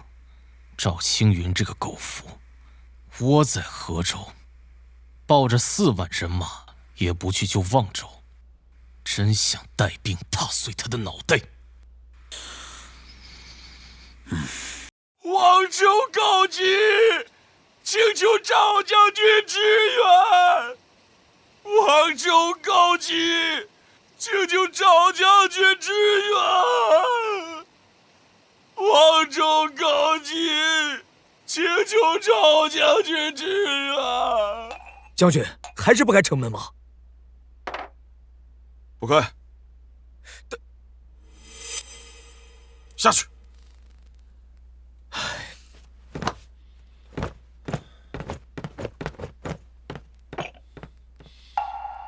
赵将军，莫非又有老卒来求援了？没错。我这来了许久的日子，将军还是没做好决定吗？王道春，你是冀人吧？是。不过现在我是敌人。此次我只身入河州，就是想让赵将军能够看清楚，北狄入主中原，那是大事不可逆呀。古往今来，异族入主中原，向来都是祸事。赵将军错了。北狄生于草原，土地贫瘠，五谷不丰，为了活下去，才掠夺大冀的边关城郡。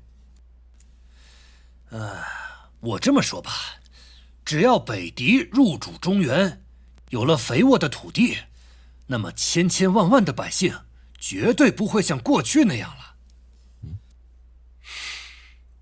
那会怎么样？我听说大冀新登基的皇帝是个昏君，而我侍奉的北狄主子那可是英明神武啊，他绝对不会做出榨干百姓的蠢事。拓跋虎能有你这样的忠犬，估计会很高兴。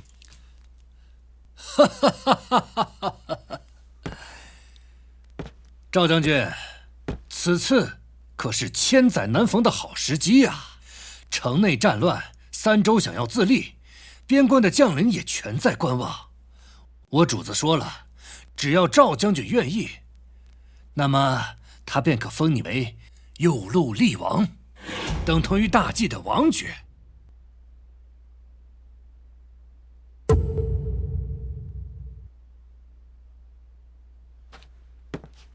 这望州城是守不住的，此次河州后方的渝州王，你可千万得小心。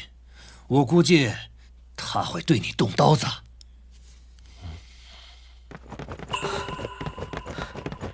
将军，刚刚收到军报，前宰府徐牧兵出老关，引4万大军北上。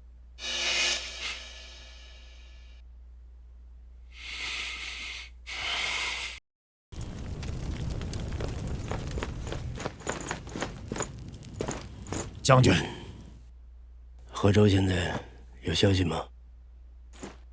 跟去年一样，换了个皇帝，还是不顾念江山。住口！你一介武夫，怎敢妄议朝政啊？别忘了，你是大冀的人。如果人人都如你这样，那大冀何谈兴起啊？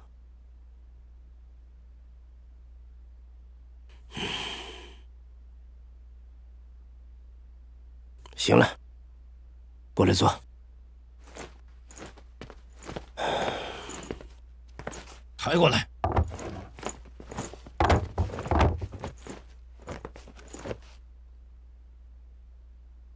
我听望州城里的百姓说，就在我们坐着的地方，曾经有一位老官差，孤身一人，手提一把破刀，抵抗北狄大军。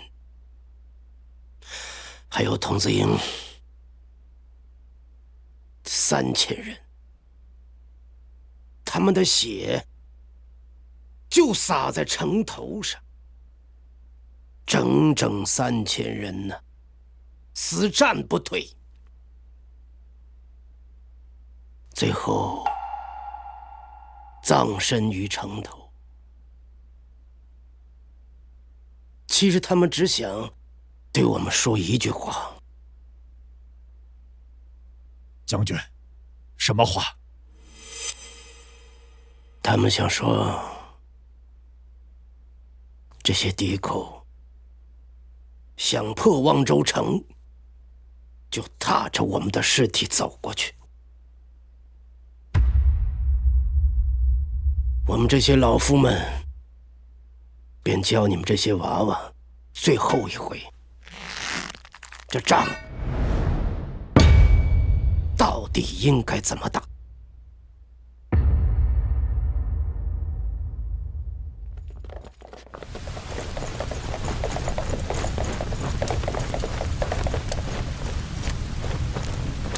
宇文，还有多远？徐将军，离河州府还有700里。东家，我派去的斥候回报，说是望州告急，挺不了多久了。急行军，徐将军有令，我等急行军。这。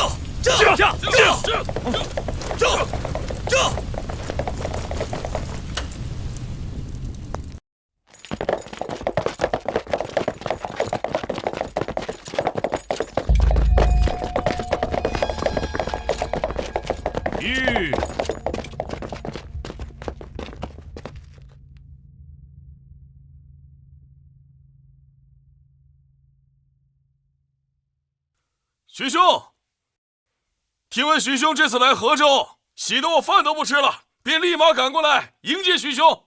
妈的，贪公狗！老子去杀了他！四虎，别冲动。木哥，虎哥，这又是为何呀？四虎喜欢打狗，看到狗，他便忍不住了。徐兄这次带兵入边关，又是为何？你是真傻，还是装傻？边关并无战事啊。哦，先前确有北敌想扣关，但不知怎的又退了。赵清源，你1无啸虎之勇，2无鹰骑之才，就你反反复复投机取巧，你就想当一方诸侯了吗？徐兄，我是征北将军，这家国之事，我比你还要懂。先前在长阳，我便说过，你等同于无义帝。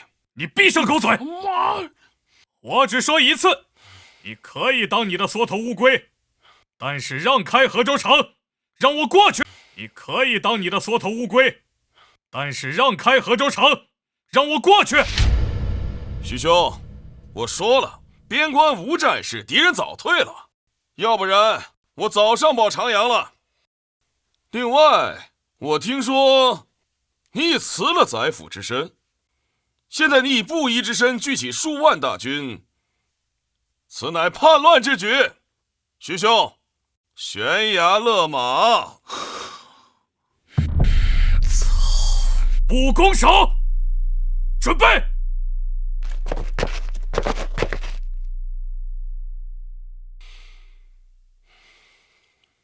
徐兄，你可想好了？我若是不让，河州你过不去的。当初我带3000骑去北敌腹地，你也没有让啊！回河州，速回河州大营！这，妈的！木哥，我们追不追？将军，我等现在该怎么办？真要继续往河州去？我等便扎营在河州城下。若赵青云真的反了，他派轻骑而出，我等大祸临头啊！无妨，听我的。曹侯，望州城情况如何？应该还在死着。若是望州城破，敌人就到了河州。常尉在，告诉赵青云，3日之内让开一条道，否则别怪我徐牧生气了，破了他河州城。是。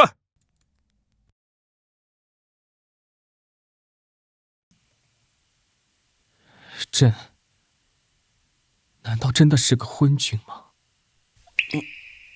不是，错，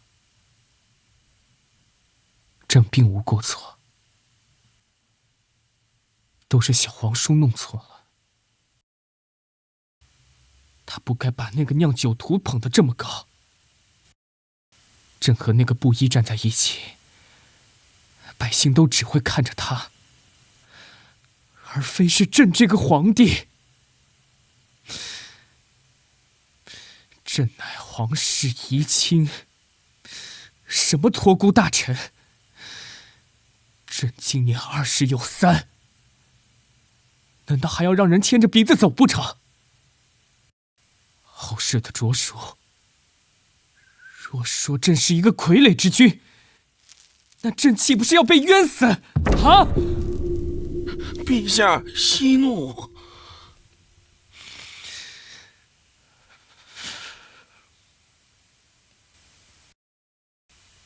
那些人无父无君，那些外周王，那些定边将都不听朕的话。朕手上只有不到5万的救国银，他们想让朕怎么样？他们以为朕不想御驾亲征，他们以为朕不想万世留名吗？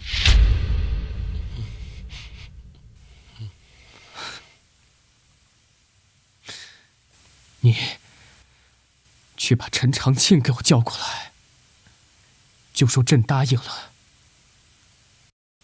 让他赶紧过来商议迁都慕云州的事宜。朕要慢慢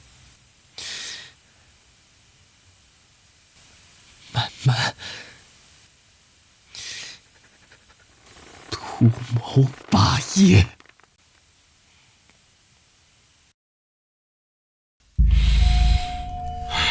哈哈哈哈！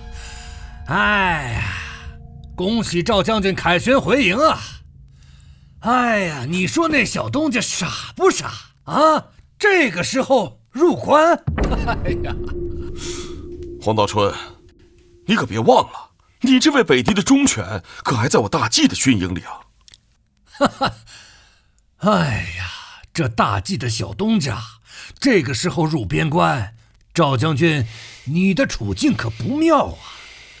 你也认识他？3000人守望州的好汉，有所耳闻。那你问问，如果是小东家的话，你那位可汗愿不愿意让出王座？或许能拉拢他。哎呀，我可从来没想过要拉拢他，势不可为。他既然选择了入边关，那定是要去救望州。他想去望州，必定会经过河州。赵将军，是时候做出选择了。据我所知，在中原朝堂里，不喜欢你的人很多啊。你若是失势，很快便会没命啊。水往低流，人往高走。赵将军，这望州要破了。我只问，若是小东家带4万大军前来，该当如何？哼，自然是迎敌击杀。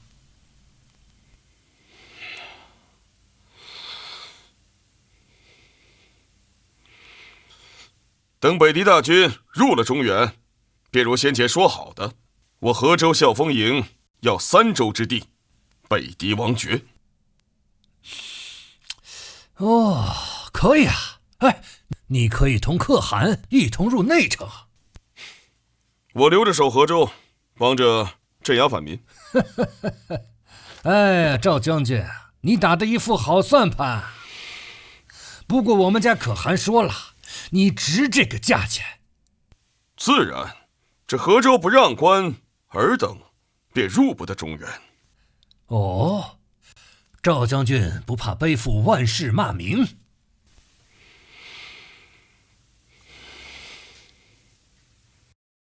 下辈子投胎，再做个忠义人便是。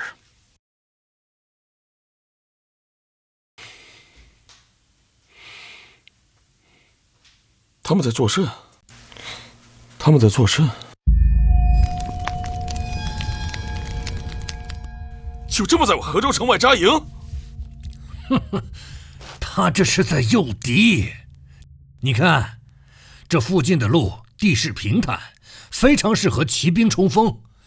赵将军，若是这个时候你带人出去啊，那恰恰就是中了他的伏杀之计。我和他相熟，本不想和他打仗，我更希望他能立刻带兵折返，莫再入边关。不可能的，大计终归是会出这些人的。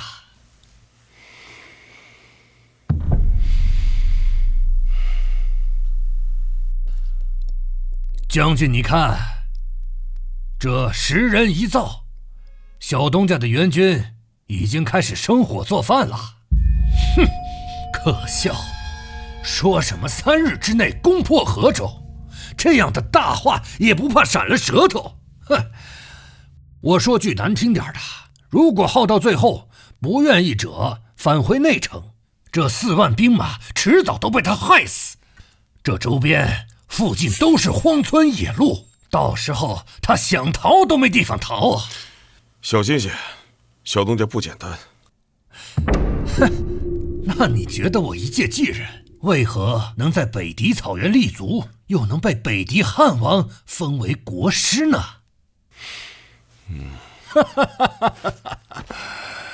其实我黄道春有另外一个名号。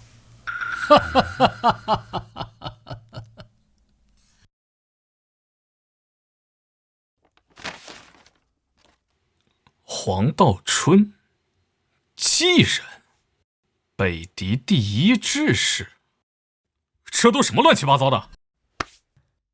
小东家，我也是找到2个避祸的河州官差才得到情报。听说这一次不仅有10万敌人南征在后，还另有12万敌人准备会师。至于那黄道春，这人是北狄的国师，北狄的狗，北狄可汗特意派他来招降赵青云的。北狄第1志士，那塞北草原蛮荒之地，就算是牵条狗，也能换个甲绑回来。就是，那3日后，我等真能攻下河州城。小东家，这座可是坚城啊！以赵青云的脾气，和这个北狄第1志士，我看此事大有可为。常尉，明日起你带领3000人，从河州城向右绕去，切莫发出声响。是。小东家，绕哪里？绕回来。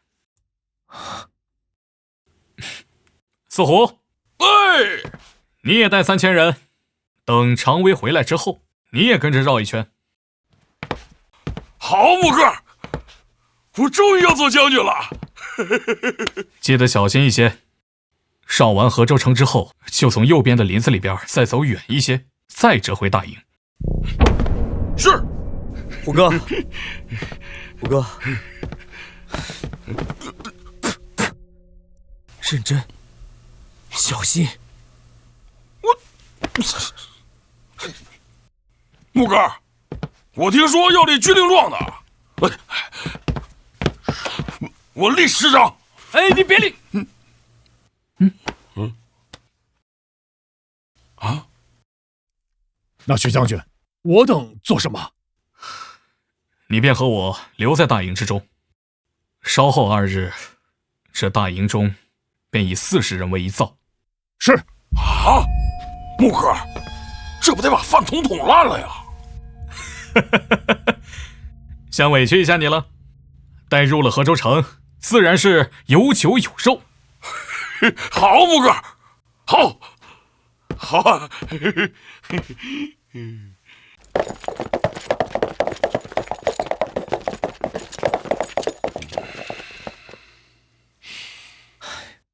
虎哥，你好歹也是个将军了，你可得小心一点，莫坏了事儿啊！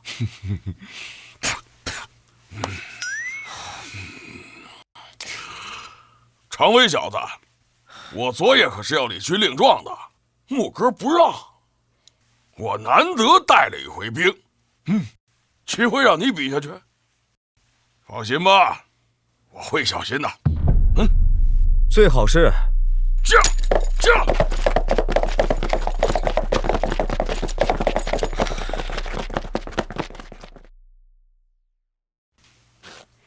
那是四虎，小东家这是要做甚？呵呵，绕道。之前听你说去往河州西边还有一条通道。确实如此，小东家之前便是带着3000人马，从这西面的山路进入了望州腹地。西北草原很多人都知道，小东家便是凭着这条山路打下了望州，困住了北敌的10几万大军。哼哼，现在他也应当发现出了问题，闹出动静，所以这大半日时间啊，没有再派兵去往西边。可是现在的问题是，我们不知道他军营里到底还有多少人，又派了多少人出去。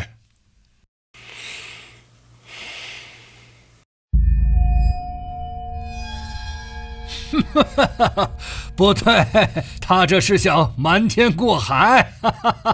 只可惜啊，我深知算造之法，识人为一造。今日这造烟也是对的，这就说明军营里并没有减少人。还有8千民夫。哦，民夫不会同造，也不会离河州太近，可以忽略。这小东家想以瞒天之计，让我们以为他慢慢的将兵都调往了西边，再次进入望州腹地。可要是真的，那问题就大了。哎，不可能是真的。我说了，我深知算造之法。既然这造烟没有少，就说明营地里的士兵也没有少。小东家的确是聪明，只可惜啊，运气不好，遇到了我。那我等该怎么办？雕虫小技，不值一提啊。他想引我出兵，可终究还是蠢了一些。赵将军放心，我黄某人心中已有良策。啊！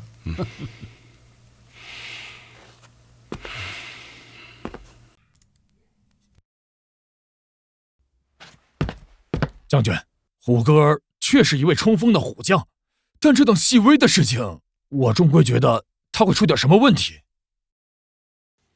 我晓得。将军这是何意？我徐牧倒要试试，那敌狗的第一志士到底读过几年书？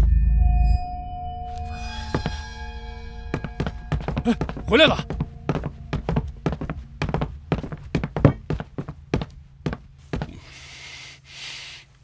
木哥，我当时真的很小心了，那一节节树桩好像会动，一起跑到我的脚下。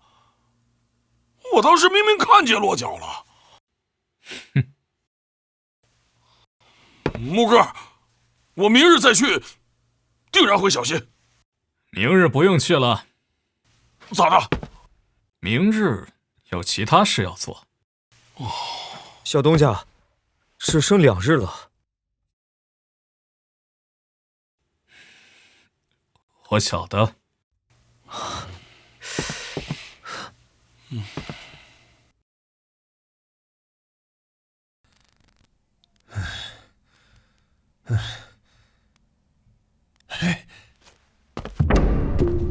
不对，这远处军营的数量没有丝毫减少，可是根据这起造的数目来看，应该不足1万人呀。哎呀，不好，感觉有些不妙啊。黄道春，你不是说你有良策吗？哎呀，大意了，大意了！谁能想到这个小东家能如此大胆啊？说什么3日能够拿下河州，便在河州城外安营扎寨，这胆子也太大了。可是，我这刚才一算，这个灶的数目突然不对了。如果没猜错的话，应该只剩最后的1万人。他这不是要瞒天过海，他这是暗渡大军，要去往西边望州腹地呀。算了3日灶，你算了什么？哎呀，你不懂，这小东家没那么好对付。哎，赵将军，不如你派些轻骑前去打探一下虚实吧。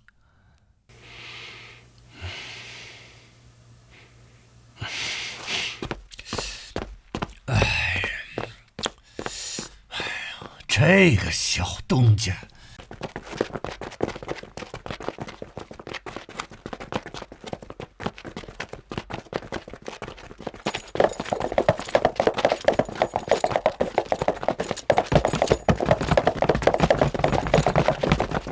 将军，无人，全都无人，整个营地都是空的。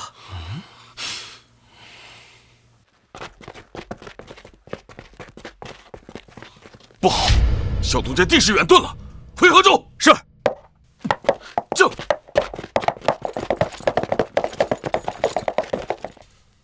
啷个里个里个啷个隆，哈哈，先生的算灶之术，当真是举世无双啊！不要急，不要急，这一切都还在我的妙算之中。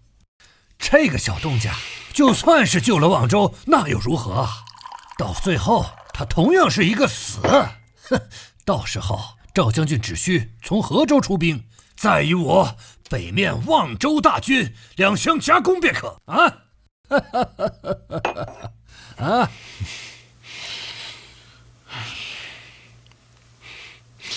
你以为老关那边的渝州王是傻子不成啊？他若带兵来，到时我河州小丰营要被夹得头破血流。哎呀，这我倒没算到啊！啊！你算灶，你算个卵！都统，带2万迎兵，不，3万，随我出城，一同狙击小东家。是，将军。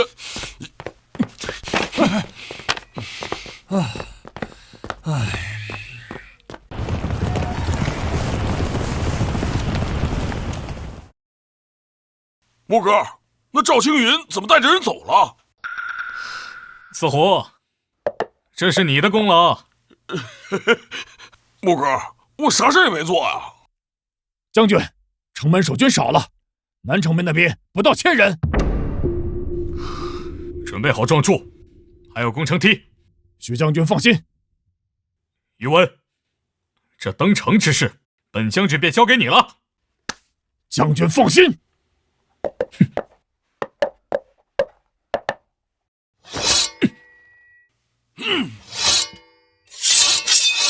天地不公，朝堂不正，狗官和肥相不惜我大计山河。我徐穆问诸位将士，4万北伐大军，可敢战否？战！北伐军只有断头的汉，没有去死的狗。刀一魔，剑已逝，何敢不战？好！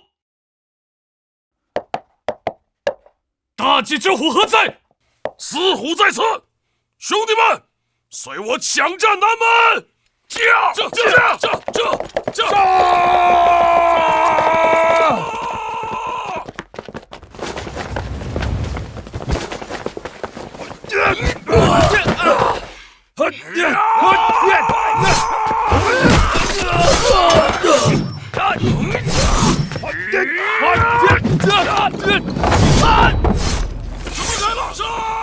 老子替徐将军做主，先登者封为皮将。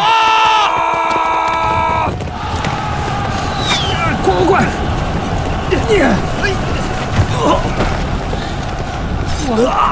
这完了，不能中计了，将军，我能怎么办？你的，快收城！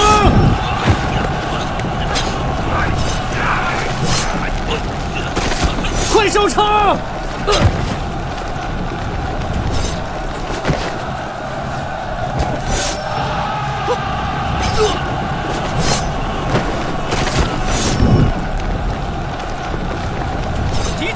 射杀！兄弟们，入场！起火了！合州方向起火了！吁！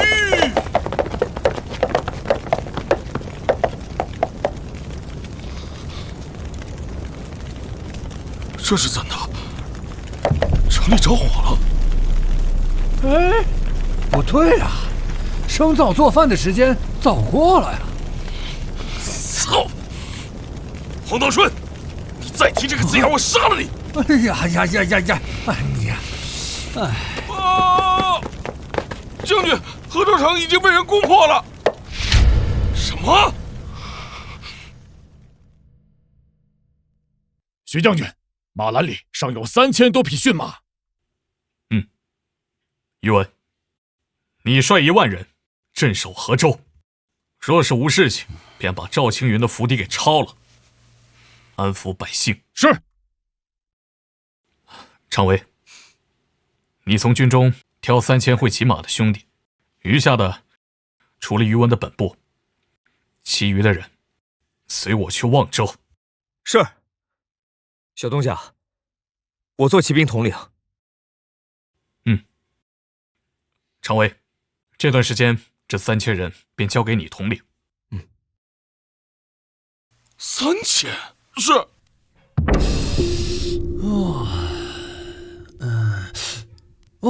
若是此时截杀，以3万银兵打头，或有齐军之效啊！你他娘给老子闭嘴！我3万银兵打他3000死士，你有胜算？我大差也不差啊！他说3日，真就3日打下了河州。当年北狄10余万大军，我都守得住，我也不该听你的馊主意。若我为守河州，岂有事成的道理？哎，好，慌什么？我只不过是漏了一策而已啊！哎，若以算造之法，应该没问题。一策？我只觉得你漏了100策。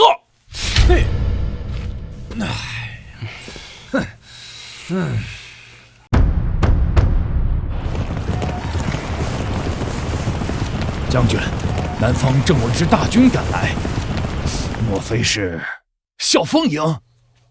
猪脑子！笑风营那些鼠辈会支援我们？去查清楚。遵令。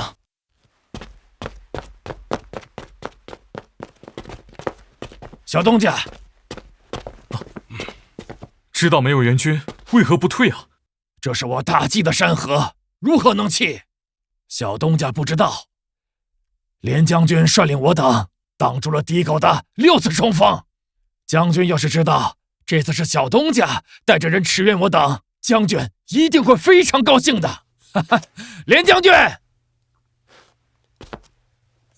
小东家，老将军，我还以为我老眼昏花了，果然呐，只有你小东家能与我共赴国难呐。我听说朝廷罢黜了你的相位，你放心，只要此一役我未亡，定然回长阳替你辩白。并不用，路是自个儿选的，一个腐烂小朝廷的宰辅也没什么意思。老夫深知你，只是可惜呀，这个小朝廷又要奸党当道了。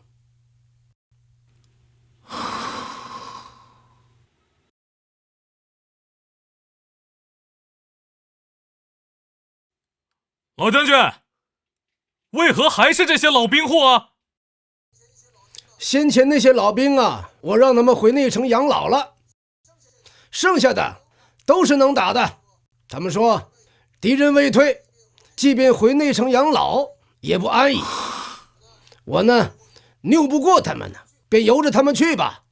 都是一起打过仗的兄弟，他们也深知你，莫替他们担心，且随我上城头。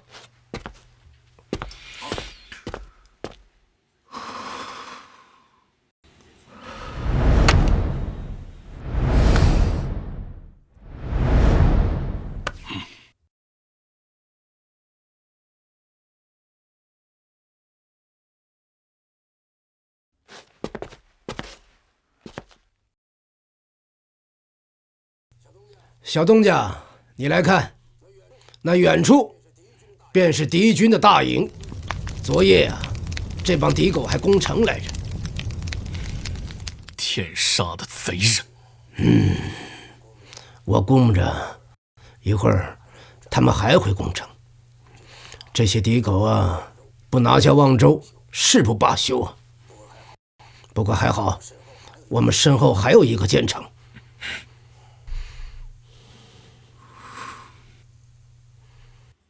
老将军，这城中的百姓呢？哦，我让他们逃命去了，不怕你笑话。我对守这个望州城啊没什么信心，不过这下好了，你来了，我的信心大增啊！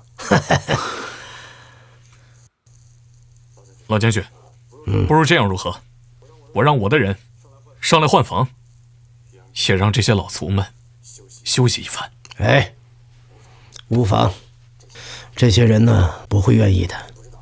你不知道，我的这些老卒里边呢，年龄最大的已经超过70了，不像年轻人，卸甲防备啊，身体会垮的。再说，他们不愿意下城关，都怀着必死的信心呢。那城中可有民妇？并无。哦，如果小东家有空暇，可以让你的人帮着把守城的物资搬运过来。这是自然。司虎，让我们的人把守城的物资都搬上城头。好的，木哥。常尉，把弓箭手都调上来。是，小东家。快起来！敌狗攻城了！快起来！敌狗攻城了！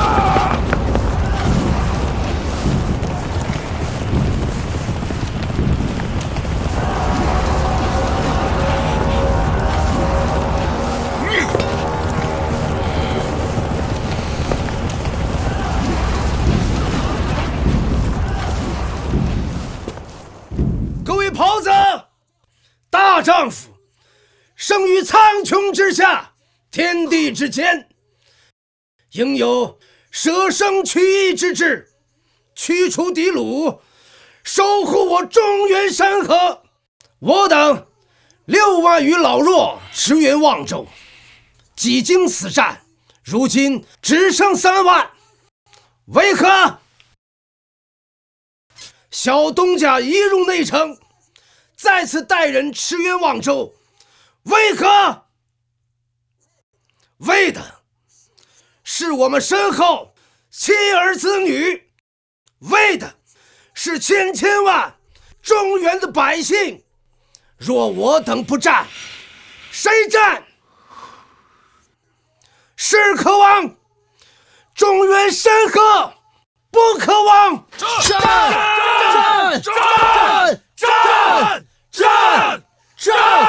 战！